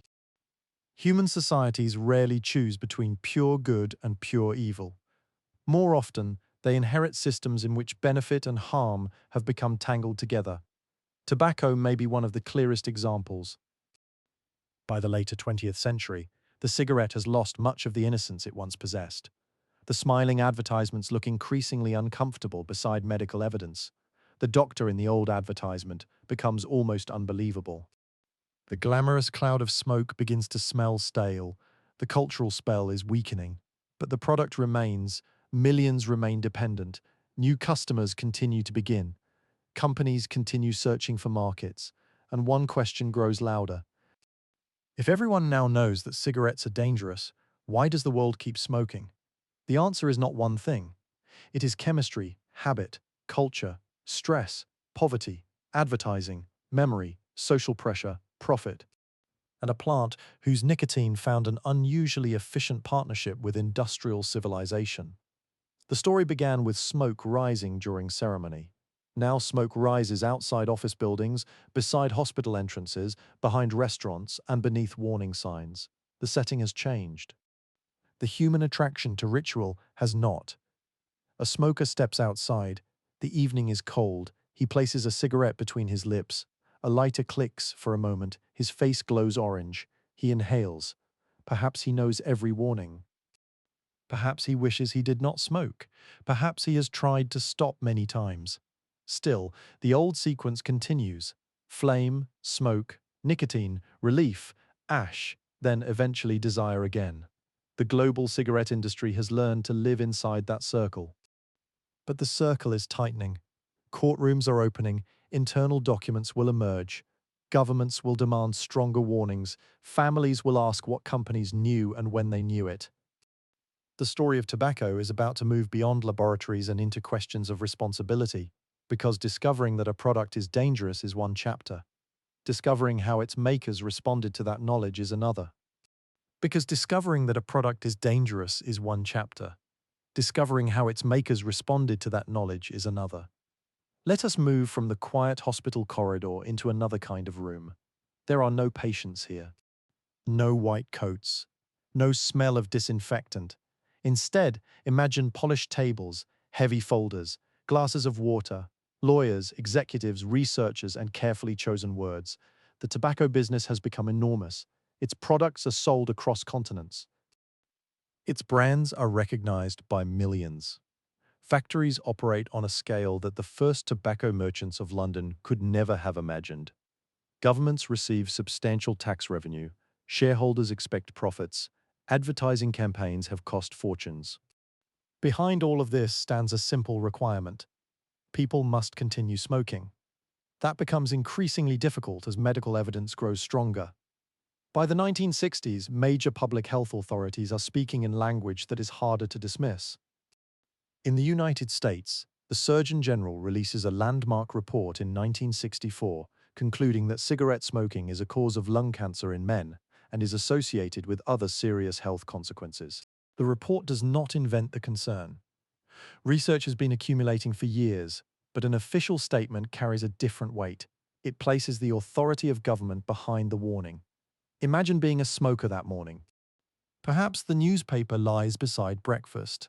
The headline is difficult to ignore. You look at the packet beside your coffee. The same packet you bought yesterday. It has not changed overnight. The cigarettes smell the same. They taste the same. The familiar brand name remains printed on the front. Yet something has changed. The meaning. Yesterday, the cigarette was an old companion with rumors surrounding it. Today, an official voice has spoken clearly. This does not mean everyone quits. Far from it. Addiction is stronger than a headline, but the cultural balance begins shifting. Governments introduce warning labels, advertising rules tighten, public health campaigns become more direct. Researchers continue publishing evidence. Doctors increasingly advise patients to stop smoking. The cigarette begins acquiring a shadow. Every glamorous image now competes with another image: the hospital bed, the oxygen tube, the damaged lung, the grieving family. For tobacco companies, this is a profound commercial threat. And so the public argument continues. Industry representatives challenge findings, emphasize uncertainty, fund research, promote alternative explanations, and defend the freedom of adults to choose legal products. The language often sounds reasonable: choice, freedom, debate, scientific uncertainty. These are important concepts, but they can also be used strategically. An addicted consumer does not exercise choice in quite the same way as someone selecting between two colors of cloth. Nicotine changes the equation. The first cigarettes may involve experimentation. Later cigarettes may be driven partly by dependence. And many smokers begin while young, before the distant consequences of disease feel real. The industry has another problem: its own records. Over time, lawsuits and investigations bring internal tobacco company documents into public view. Researchers, journalists, lawyers, and public health experts examine what companies knew about nicotine, smoking behavior, disease, marketing, and consumer psychology. The resulting picture damages the industry's credibility. For ordinary people, this can feel different from reading a medical study. A scientific paper may seem distant, an internal memorandum feels personal. The question is no longer simply whether cigarettes are dangerous. It becomes whether companies understood important aspects of that danger while publicly maintaining doubt. Trust begins to collapse, and once trust is lost, even an ordinary advertisement looks different. A smiling face no longer seems merely cheerful. It seems calculated. A claim about taste seems less innocent. A rugged cowboy beneath a blue sky becomes part of a commercial strategy rather than a natural image of freedom. The curtain has been pulled back. People can see the machinery behind the dream. Courtrooms become another battlefield. Smokers who become ill sue tobacco companies. Families of people who died bring cases. Governments seek compensation for healthcare costs. Lawyers argue over responsibility. Did the smoker know the risks? Did the company provide sufficient warning? Was nicotine dependence properly understood? Were products marketed in misleading ways? What did executives know?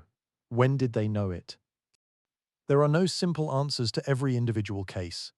A person can make a choice and still be manipulated. A company can sell a legal product and still face questions about how that product was represented. A warning can exist while addiction makes behavior difficult to change. The legal arguments become complicated because the history itself is complicated. But outside the courtroom, social change moves steadily onward. The ashtray begins disappearing. This humble object deserves a moment of attention. For much of the 20th century, ashtrays are everywhere. Glass ashtrays, metal ashtrays, ceramic ashtrays, cheap ones, expensive ones. Ashtrays printed with hotel names, restaurant names, company logos.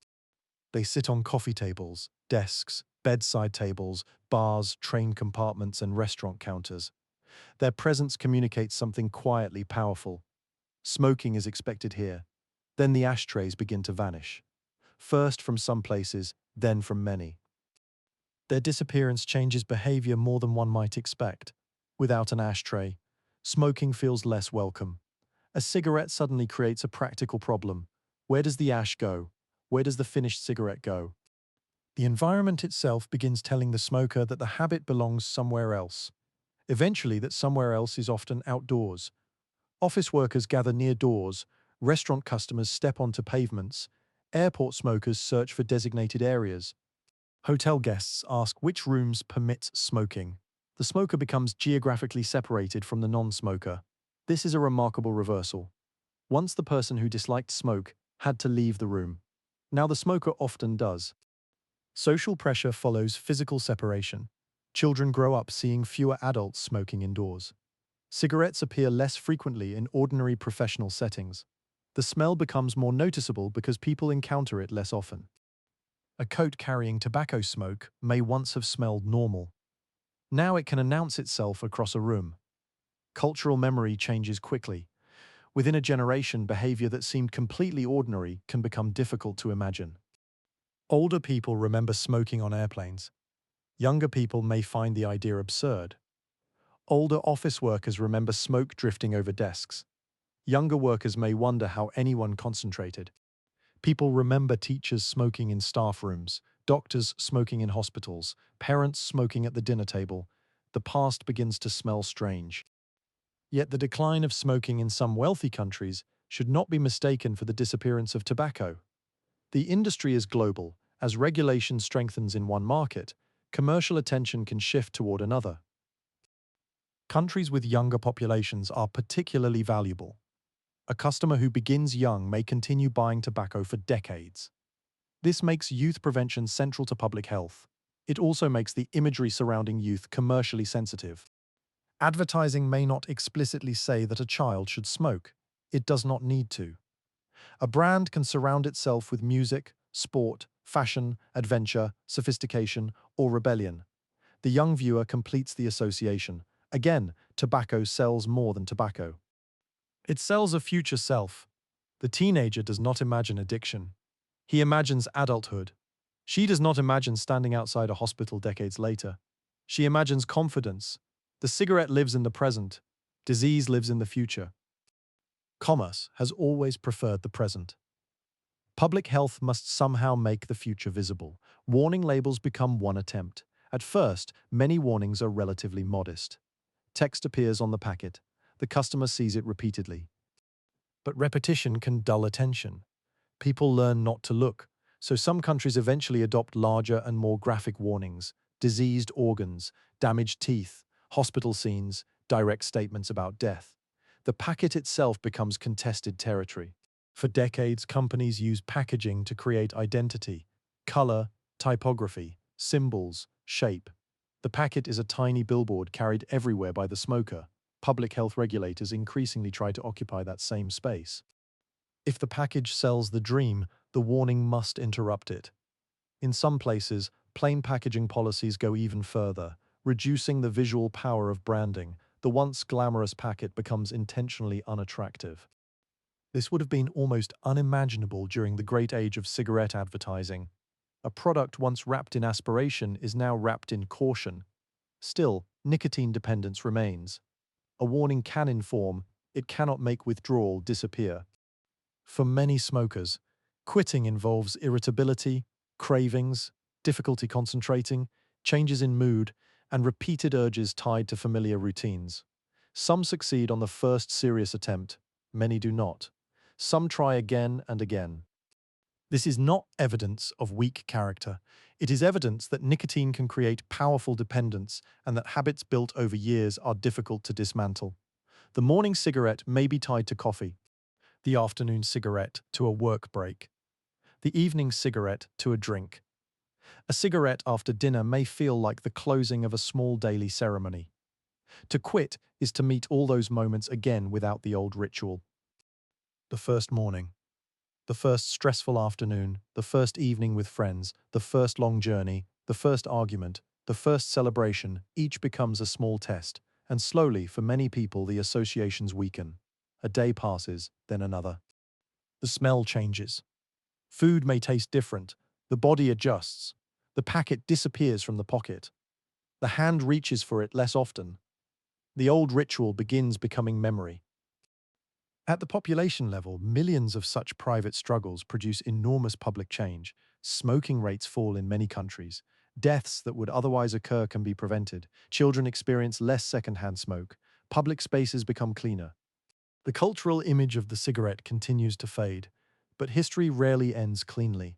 A successful campaign against one form of tobacco can encourage industry to search for another. Filters are marketed, so-called lighter cigarettes appear. Different products promise different experiences.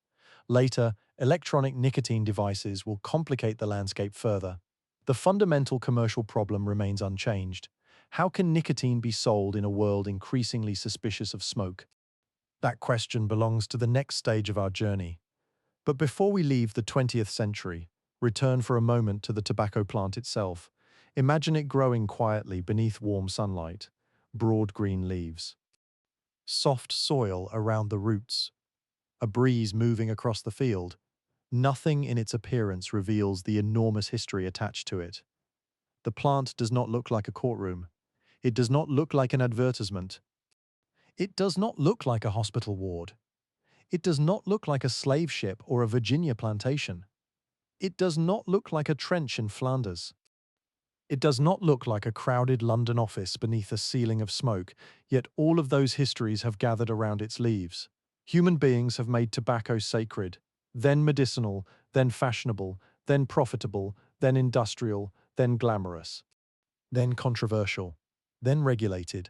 The plant remains almost absurdly quiet while our meanings change around it. And perhaps that is the most curious part of the story. Tobacco never needed to understand humanity. Humanity needed to understand tobacco. It took centuries, and even after the dangers became clear, the story did not end.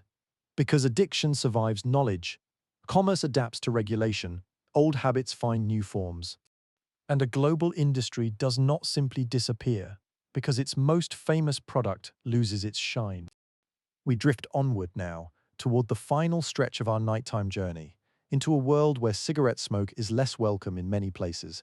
Yet nicotine has not vanished at all. The packets change, the devices change, the advertisements change. The language changes. But behind the modern packaging waits the same ancient molecule that once entered the human story through a sacred leaf. We drift onward now toward the final stretch of our nighttime journey, into a world where cigarette smoke is less welcome in many places. Yet nicotine has not vanished at all. The packets change, the devices change, the advertisements change. The language changes, but behind the modern packaging waits the same ancient molecule that once entered the human story through a sacred leaf. By the opening years of the 21st century, the cigarette occupies a strange position. Everyone seems to know what it can do. Governments warn against it. Doctors warn against it. Schools teach children about it. Packets carry warnings. TV advertisements in many countries no longer present cigarettes as ordinary consumer goods. Smoking has been pushed out of offices, restaurants, aircraft, hospitals, and countless other indoor spaces. And still, hundreds of millions of people around the world continue to smoke. Knowledge has won an argument. It has not won every habit. This distinction is important. People sometimes imagine history as a sequence in which ignorance is replaced by knowledge and bad behavior simply disappears. Reality is slower. Human beings carry yesterday into tomorrow. A person may understand the dangers of smoking and remain dependent on nicotine. A farmer may understand those dangers and still depend on tobacco for income. A government may promote public health while collecting tobacco taxes. A company may acknowledge that smoking causes disease while continuing to compete for customers. Contradictions survive because societies are made from overlapping needs, and tobacco has spent centuries weaving itself into those needs. For the cigarette industry, declining smoking rates in some markets create pressure to adapt. The traditional cigarette is commercially powerful, but its image has been badly damaged. Smoke is the problem everyone can see. It smells, it drifts, it stains. It irritates, it enters other people's lungs. Remove the smoke, and perhaps nicotine can acquire a different image. This idea is not entirely new. People have consumed tobacco without smoking for centuries. Snuff and chewing tobacco long predate the modern cigarette. But new technology makes possible new forms of nicotine delivery. Electronic cigarettes emerge and spread. Instead of burning tobacco in the traditional manner, these devices generally heat a liquid to produce an aerosol that the user inhales. The sensory experience is different. There is no conventional cigarette burning down between the fingers. There may be flavors, there may be sleek devices, there may be less lingering smell than combustible tobacco smoke. For some adult smokers, these products become part of attempts to move away from cigarettes. Public health debates emerge over their potential role in reducing harm for people who would otherwise continue smoking. But another concern appears almost immediately. Young people, a product can occupy two stories at once. For an older smoker who has used cigarettes for decades, switching completely away from combustible tobacco may represent a reduction in exposure to many harmful products of burning tobacco. For a teenager who never smoked, beginning nicotine use creates an entirely different public health problem. The same device can therefore look very different depending on who is holding it. This makes the modern nicotine landscape complicated. Simple stories are comforting. This is good, that is bad, ban this, promote that. History rarely cooperates. The central fact remains that combustible cigarettes are extraordinarily harmful. Burning tobacco creates a toxic mixture that drives enormous burdens of disease and premature death. But nicotine itself is the substance that helps keep many users returning. Separate nicotine from smoke, and one danger may be reduced while dependence can remain. That distinction becomes central to modern debates, and once again, marketing enters. A new nicotine product does not arrive in an empty cultural space. It arrives after centuries of tobacco imagery. Companies know that consumers respond to design, color, flavor, convenience, identity. A device can look technological rather than agricultural, clean rather than smoky, modern rather than old-fashioned. The transformation is almost poetic in its symmetry. Centuries earlier, Europeans removed tobacco from its indigenous ceremonial context and repackaged it as medicine and fashion. Industrial companies later repackaged it as the cigarette. Now, nicotine can be repackaged again, sometimes without a tobacco leaf visible anywhere near the consumer. The molecule remains. The story around it changes. Imagine placing several objects on a table. A ceremonial pipe from an indigenous tradition, a fragile clay pipe from old London, an ornate snuff box, a hand-rolled cigar, a mass-produced cigarette, a modern electronic device. At first, they appear to belong to completely different worlds.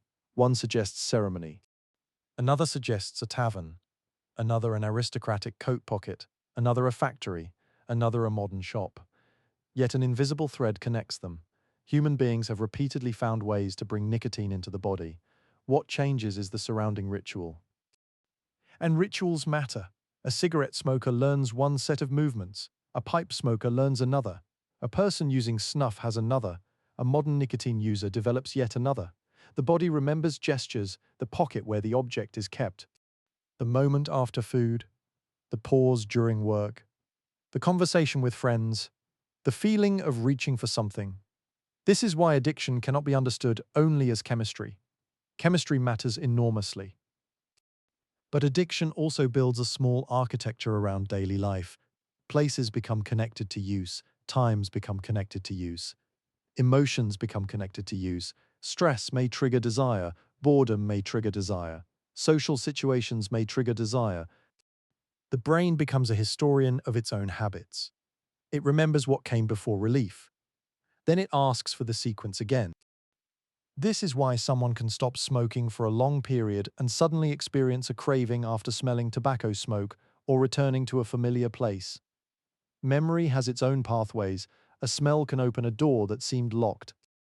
Tobacco companies, public health officials, doctors, regulators, and consumers now occupy an increasingly complicated landscape.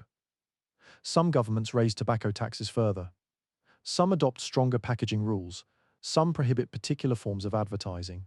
Some regulate electronic nicotine products tightly. Others take different approaches. The details vary enormously from country to country, but beneath the policy arguments is a remarkable historical reversal. For centuries, states often viewed tobacco primarily as a valuable commodity and source of revenue. Now, many states spend enormous effort trying to reduce its consumption. The profitable crop has become a public health burden. The tax collector and the doctor stand on opposite sides of the same packet. Yet tobacco cultivation continues. Walk away from the modern city and the old plant still grows. In parts of Asia, Africa, the Americas, and elsewhere, farmers cultivate tobacco much as agricultural workers have done for generations. Seeds, soil, sun, leaves, harvest, curing. The global industry may use laboratories, marketing departments, automated factories, and complex distribution networks. But somewhere at the beginning is still a plant in dirt. This creates difficult questions for farming communities. If tobacco demand falls, what replaces it? A public health victory in one part of the system can create economic anxiety in another. A farmer cannot feed a family with a slogan. Alternative crops must have markets. Infrastructure matters. Prices matter. Land matters. Knowledge matters. Transitions take time. The story, therefore, refuses to divide neatly into heroes and villains. There are certainly decisions worthy of moral judgment. Deception matters, exploitation matters, slavery matters, marketing to vulnerable people matters. But many individuals inside the tobacco economy are simply trying to live. A farmer, a shopkeeper, a factory worker, a smoker trying to quit, a family member caring for someone with lung disease, a doctor helping a patient through dependence, a researcher studying new nicotine products, a government official deciding how strict regulation should be. All are standing at different points along the same enormous historical chain, and the chain stretches backward farther than any of them. Back beyond the cigarette factory, beyond the Virginia plantation, beyond the London pipe, beyond the Spanish ship. Back to indigenous communities that understood tobacco in ways the commercial world largely erased. This is an important place to return. The phrase sacred plant can sound romantic if handled carelessly. Indigenous peoples were not one culture. And their relationships with tobacco were never uniform. Nor does ceremonial use mean harmless use. Tobacco contains powerful chemicals regardless of cultural context. But context changes behavior. A substance restricted by ceremony is not consumed in the same pattern as a mass-market product engineered for constant availability. Traditional boundaries can limit frequency, purpose, and social meaning. Industrial capitalism tends to ask a different question. How much can be sold? That question changes everything. A ceremony may say this is the proper moment. A market says any moment will do. Morning, afternoon, night, after food, before food. During work, after work, when happy, when sad, when lonely, when surrounded by friends. The perfect commercial product is one that can attach itself to every mood. Cigarettes came remarkably close. And that is how a sacred plant became part of a global addiction. Not through one invention, not through one villain, not through one government, not through one advertisement. It happened through layers. European curiosity stripped away old context. Medicine gave tobacco legitimacy. Fashion gave it status. Colonial agriculture gave it scale. Enslaved labor helped create enormous wealth from it. Industrial machinery made cigarettes cheap. Advertising gave them personalities. War carried them into millions of hands. Cinema gave them glamour. Nicotine encouraged repetition. Delay hid the consequences. Doubt slowed the response. Global commerce found new customers. And habit did the rest. The transformation took centuries. Yet for an individual smoker, the same process can begin in minutes. A first cigarette may taste unpleasant. The smoke may burn. There may be coughing. The body may object. Then another cigarette comes later, perhaps with friends, perhaps during military service, perhaps after work, perhaps at a party. Repetition changes familiarity. Familiarity becomes routine. Routine becomes dependence. And dependence can last for decades. There is something quietly tragic in that scale. An industry spanning oceans and centuries eventually arrives at one person standing alone outside a building. The weather is cold, everyone else is inside, the smoker holds a cigarette. He knows the warnings, he knows the smell on his coat. He may know the cost, he may even hate the habit. Still, the lighter clicks. For a few minutes, history becomes very small, a hand, a flame, a breath, a cloud, then ash. This is where the grand history of tobacco always ends. Inside individual bodies, empires can tax it, companies can brand it, armies can distribute it, governments can regulate it, scientists can study it.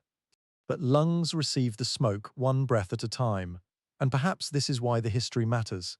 Not because tobacco is uniquely evil. A plant has no morality.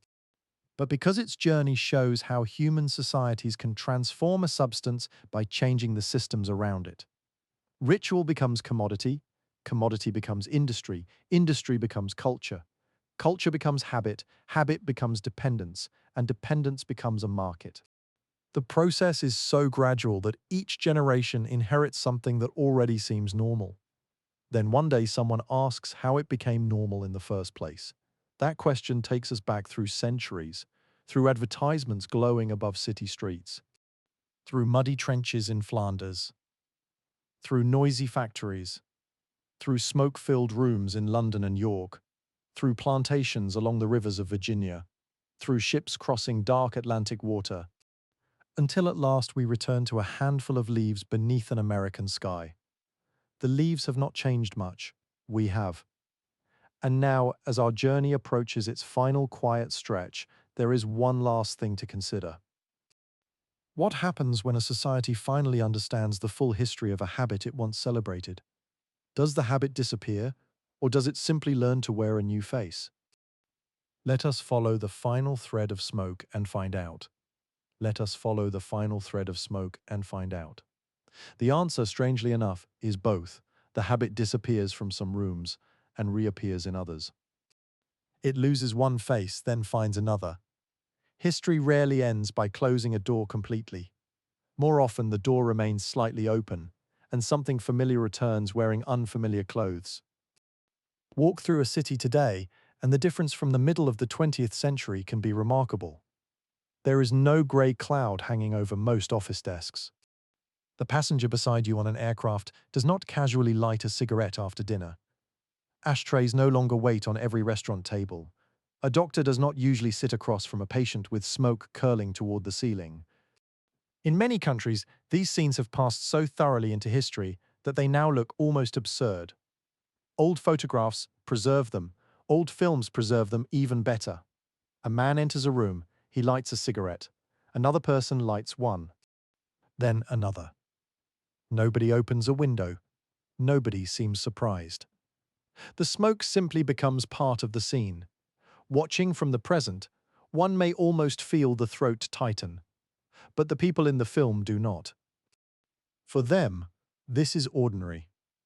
And that is perhaps the final lesson tobacco offers. Ordinary is not the same as harmless. It only means familiar. Human beings are remarkably adaptable creatures. We can become accustomed to smells, sounds, customs, inequalities, risks, and routines simply because they surround us long enough. A child born into a smoking household may initially think every home smells that way. A worker entering a smoke-filled office may complain for a while, then stop noticing.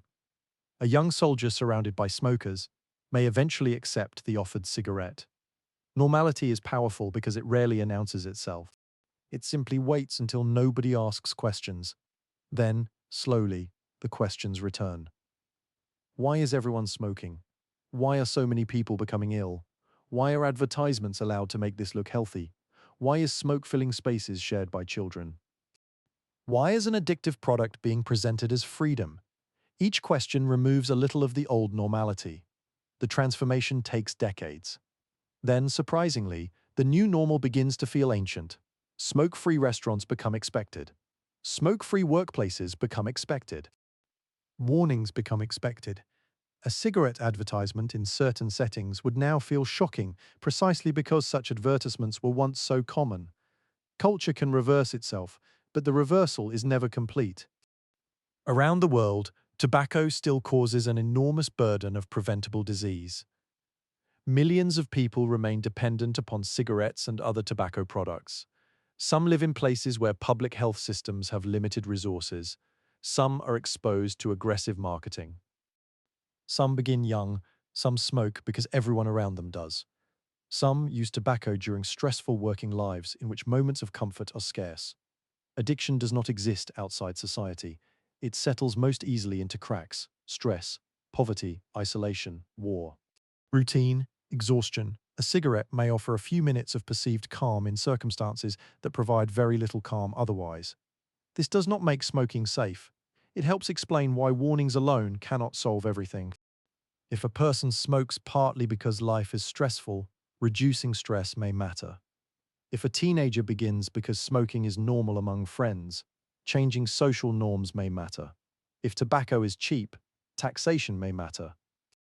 If advertising makes nicotine products appealing, marketing restrictions may matter. If dependence has already formed, treatment and support may matter. There is no single door through which tobacco entered society. There is therefore no single door through which it leaves. And even as cigarette smoking declines in some populations, nicotine continues evolving as a commercial product. Electronic devices appear, heated products appear, nicotine pouches become more visible in some markets. The vocabulary changes: smoke, vapor, aerosol, tobacco-free, reduced harm, alternative. Each word carries assumptions. Each can become part of a debate over what the future of nicotine should look like. For public health, one distinction remains especially important. A person who already smokes cigarettes and a person who has never used nicotine are not starting from the same place. For the established smoker, moving completely away from combustible cigarettes may change health risks. For the person who has never used nicotine, beginning a dependence offers no comparable reason for celebration. The same product can therefore occupy different positions depending on the person. History becomes complicated again, but perhaps complexity is appropriate. The tobacco story has never really been simple. Even at the beginning, Europeans misunderstood what they encountered. They saw smoke and assumed they understood tobacco. They did not see the entire cultural system surrounding it. Then physicians called it medicine. Courtiers made it fashionable. Kings condemned it. Governments taxed it. Planters grew rich from it. Enslaved people were forced to cultivate it. Merchants shipped it. Factories transformed it. Soldiers carried it. Advertisers romanticized it. Scientists studied it. Doctors warned against it. Lawyers fought over it. Regulators restricted it. Smokers tried to leave it behind. And through every transformation, the plant remained quietly rooted in soil. Perhaps we should return there one final time, not to a factory, not to a courtroom, not to a hospital, to a field. Morning comes slowly. Mist rests over the ground. Rows of tobacco plants stand beneath a pale sky. Their leaves are wide. Drops of water gather along the edges. The earth between the rows is dark from rain. A bird calls somewhere beyond the field. For a moment, nothing moves. If you did not know the history, you might see only plants. There is no visible addiction in the leaves, no advertisement, no empire, no plantation ledger, no factory machine, no warning label, no hospital bed. All of those things exist elsewhere. They exist in the human systems built around the plant. This is important because people often speak about tobacco as though the leaf itself walked through history making decisions. It did not. People made the decisions. People decided to carry it across oceans. People decided to sell it. People decided to cultivate it on vast estates. People created laws allowing other human beings to be owned and forced to work those estates. People built cigarette machines. People designed advertising campaigns. People conducted medical research. People resisted regulation. People introduced regulation. People quit. People began. The plant provided chemistry. Human beings provided scale. And scale changed everything. A ceremonial object used within boundaries can remain limited. An industrial product has a different ambition. The factory does not ask whether enough cigarettes have been smoked today. Its purpose is to keep producing. The company does not naturally seek a point at which every customer says, that is sufficient. Growth rewards more sales, more markets, more consumption, more customers. This is the central tension between addictive substances and mass commerce. A dependent customer can be extraordinarily profitable. The desire returns, the product disappears through use, the customer purchases another, then another. The transaction repeats itself thousands of times across one life and millions of times across populations. The economic logic is powerful. The biological cost may arrive later. That delay once protected the cigarette. A smoker can begin in youth and feel healthy for years. There is no immediate dramatic consequence after every cigarette. The danger accumulates quietly. Cells change quietly. Blood vessels suffer quietly. Lungs are injured quietly. Years pass. The smoker works, raises children, travels, celebrates birthdays, complains about weather, pays bills, lives an ordinary life. Then illness may appear long after the first packet has been forgotten. History works with a similar delay. Consequences often arrive after the decisions that created them. The planter who expands tobacco cultivation cannot see the modern hospital. The factory owner cannot see every future patient. The advertiser cannot see every teenager who becomes dependent. The smoker cannot see the older version of himself. Everyone stands inside the present. The future waits silently. Perhaps that is why this story feels larger than tobacco. It is about how human beings handle consequences that arrive late. We are much better at understanding immediate danger. A wolf approaches. Run. A fire begins.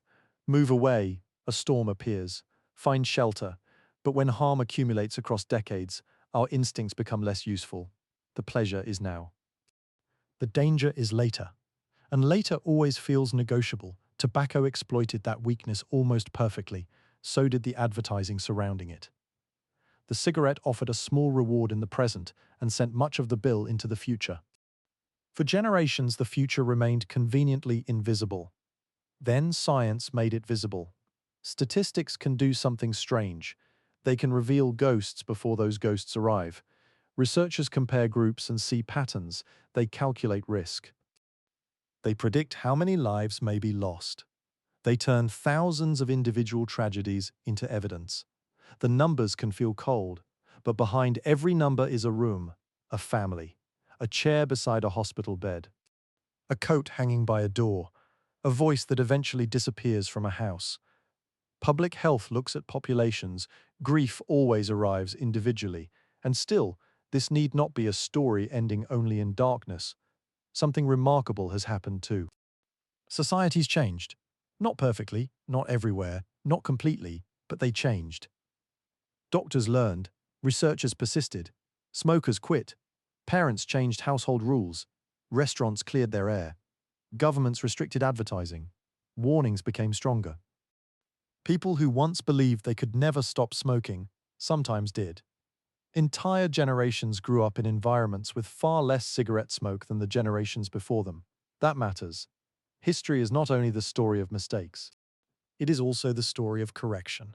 Slow correction, incomplete correction, sometimes painfully late correction, but correction nonetheless. And perhaps somewhere tonight, someone who once smoked is sitting beside an open window. There is no ashtray nearby, no packet in a pocket. The old habit may occasionally return as a memory. Coffee once meant cigarette. Rain once meant cigarette. A difficult conversation once meant cigarette. The memories remain, the smoke does not.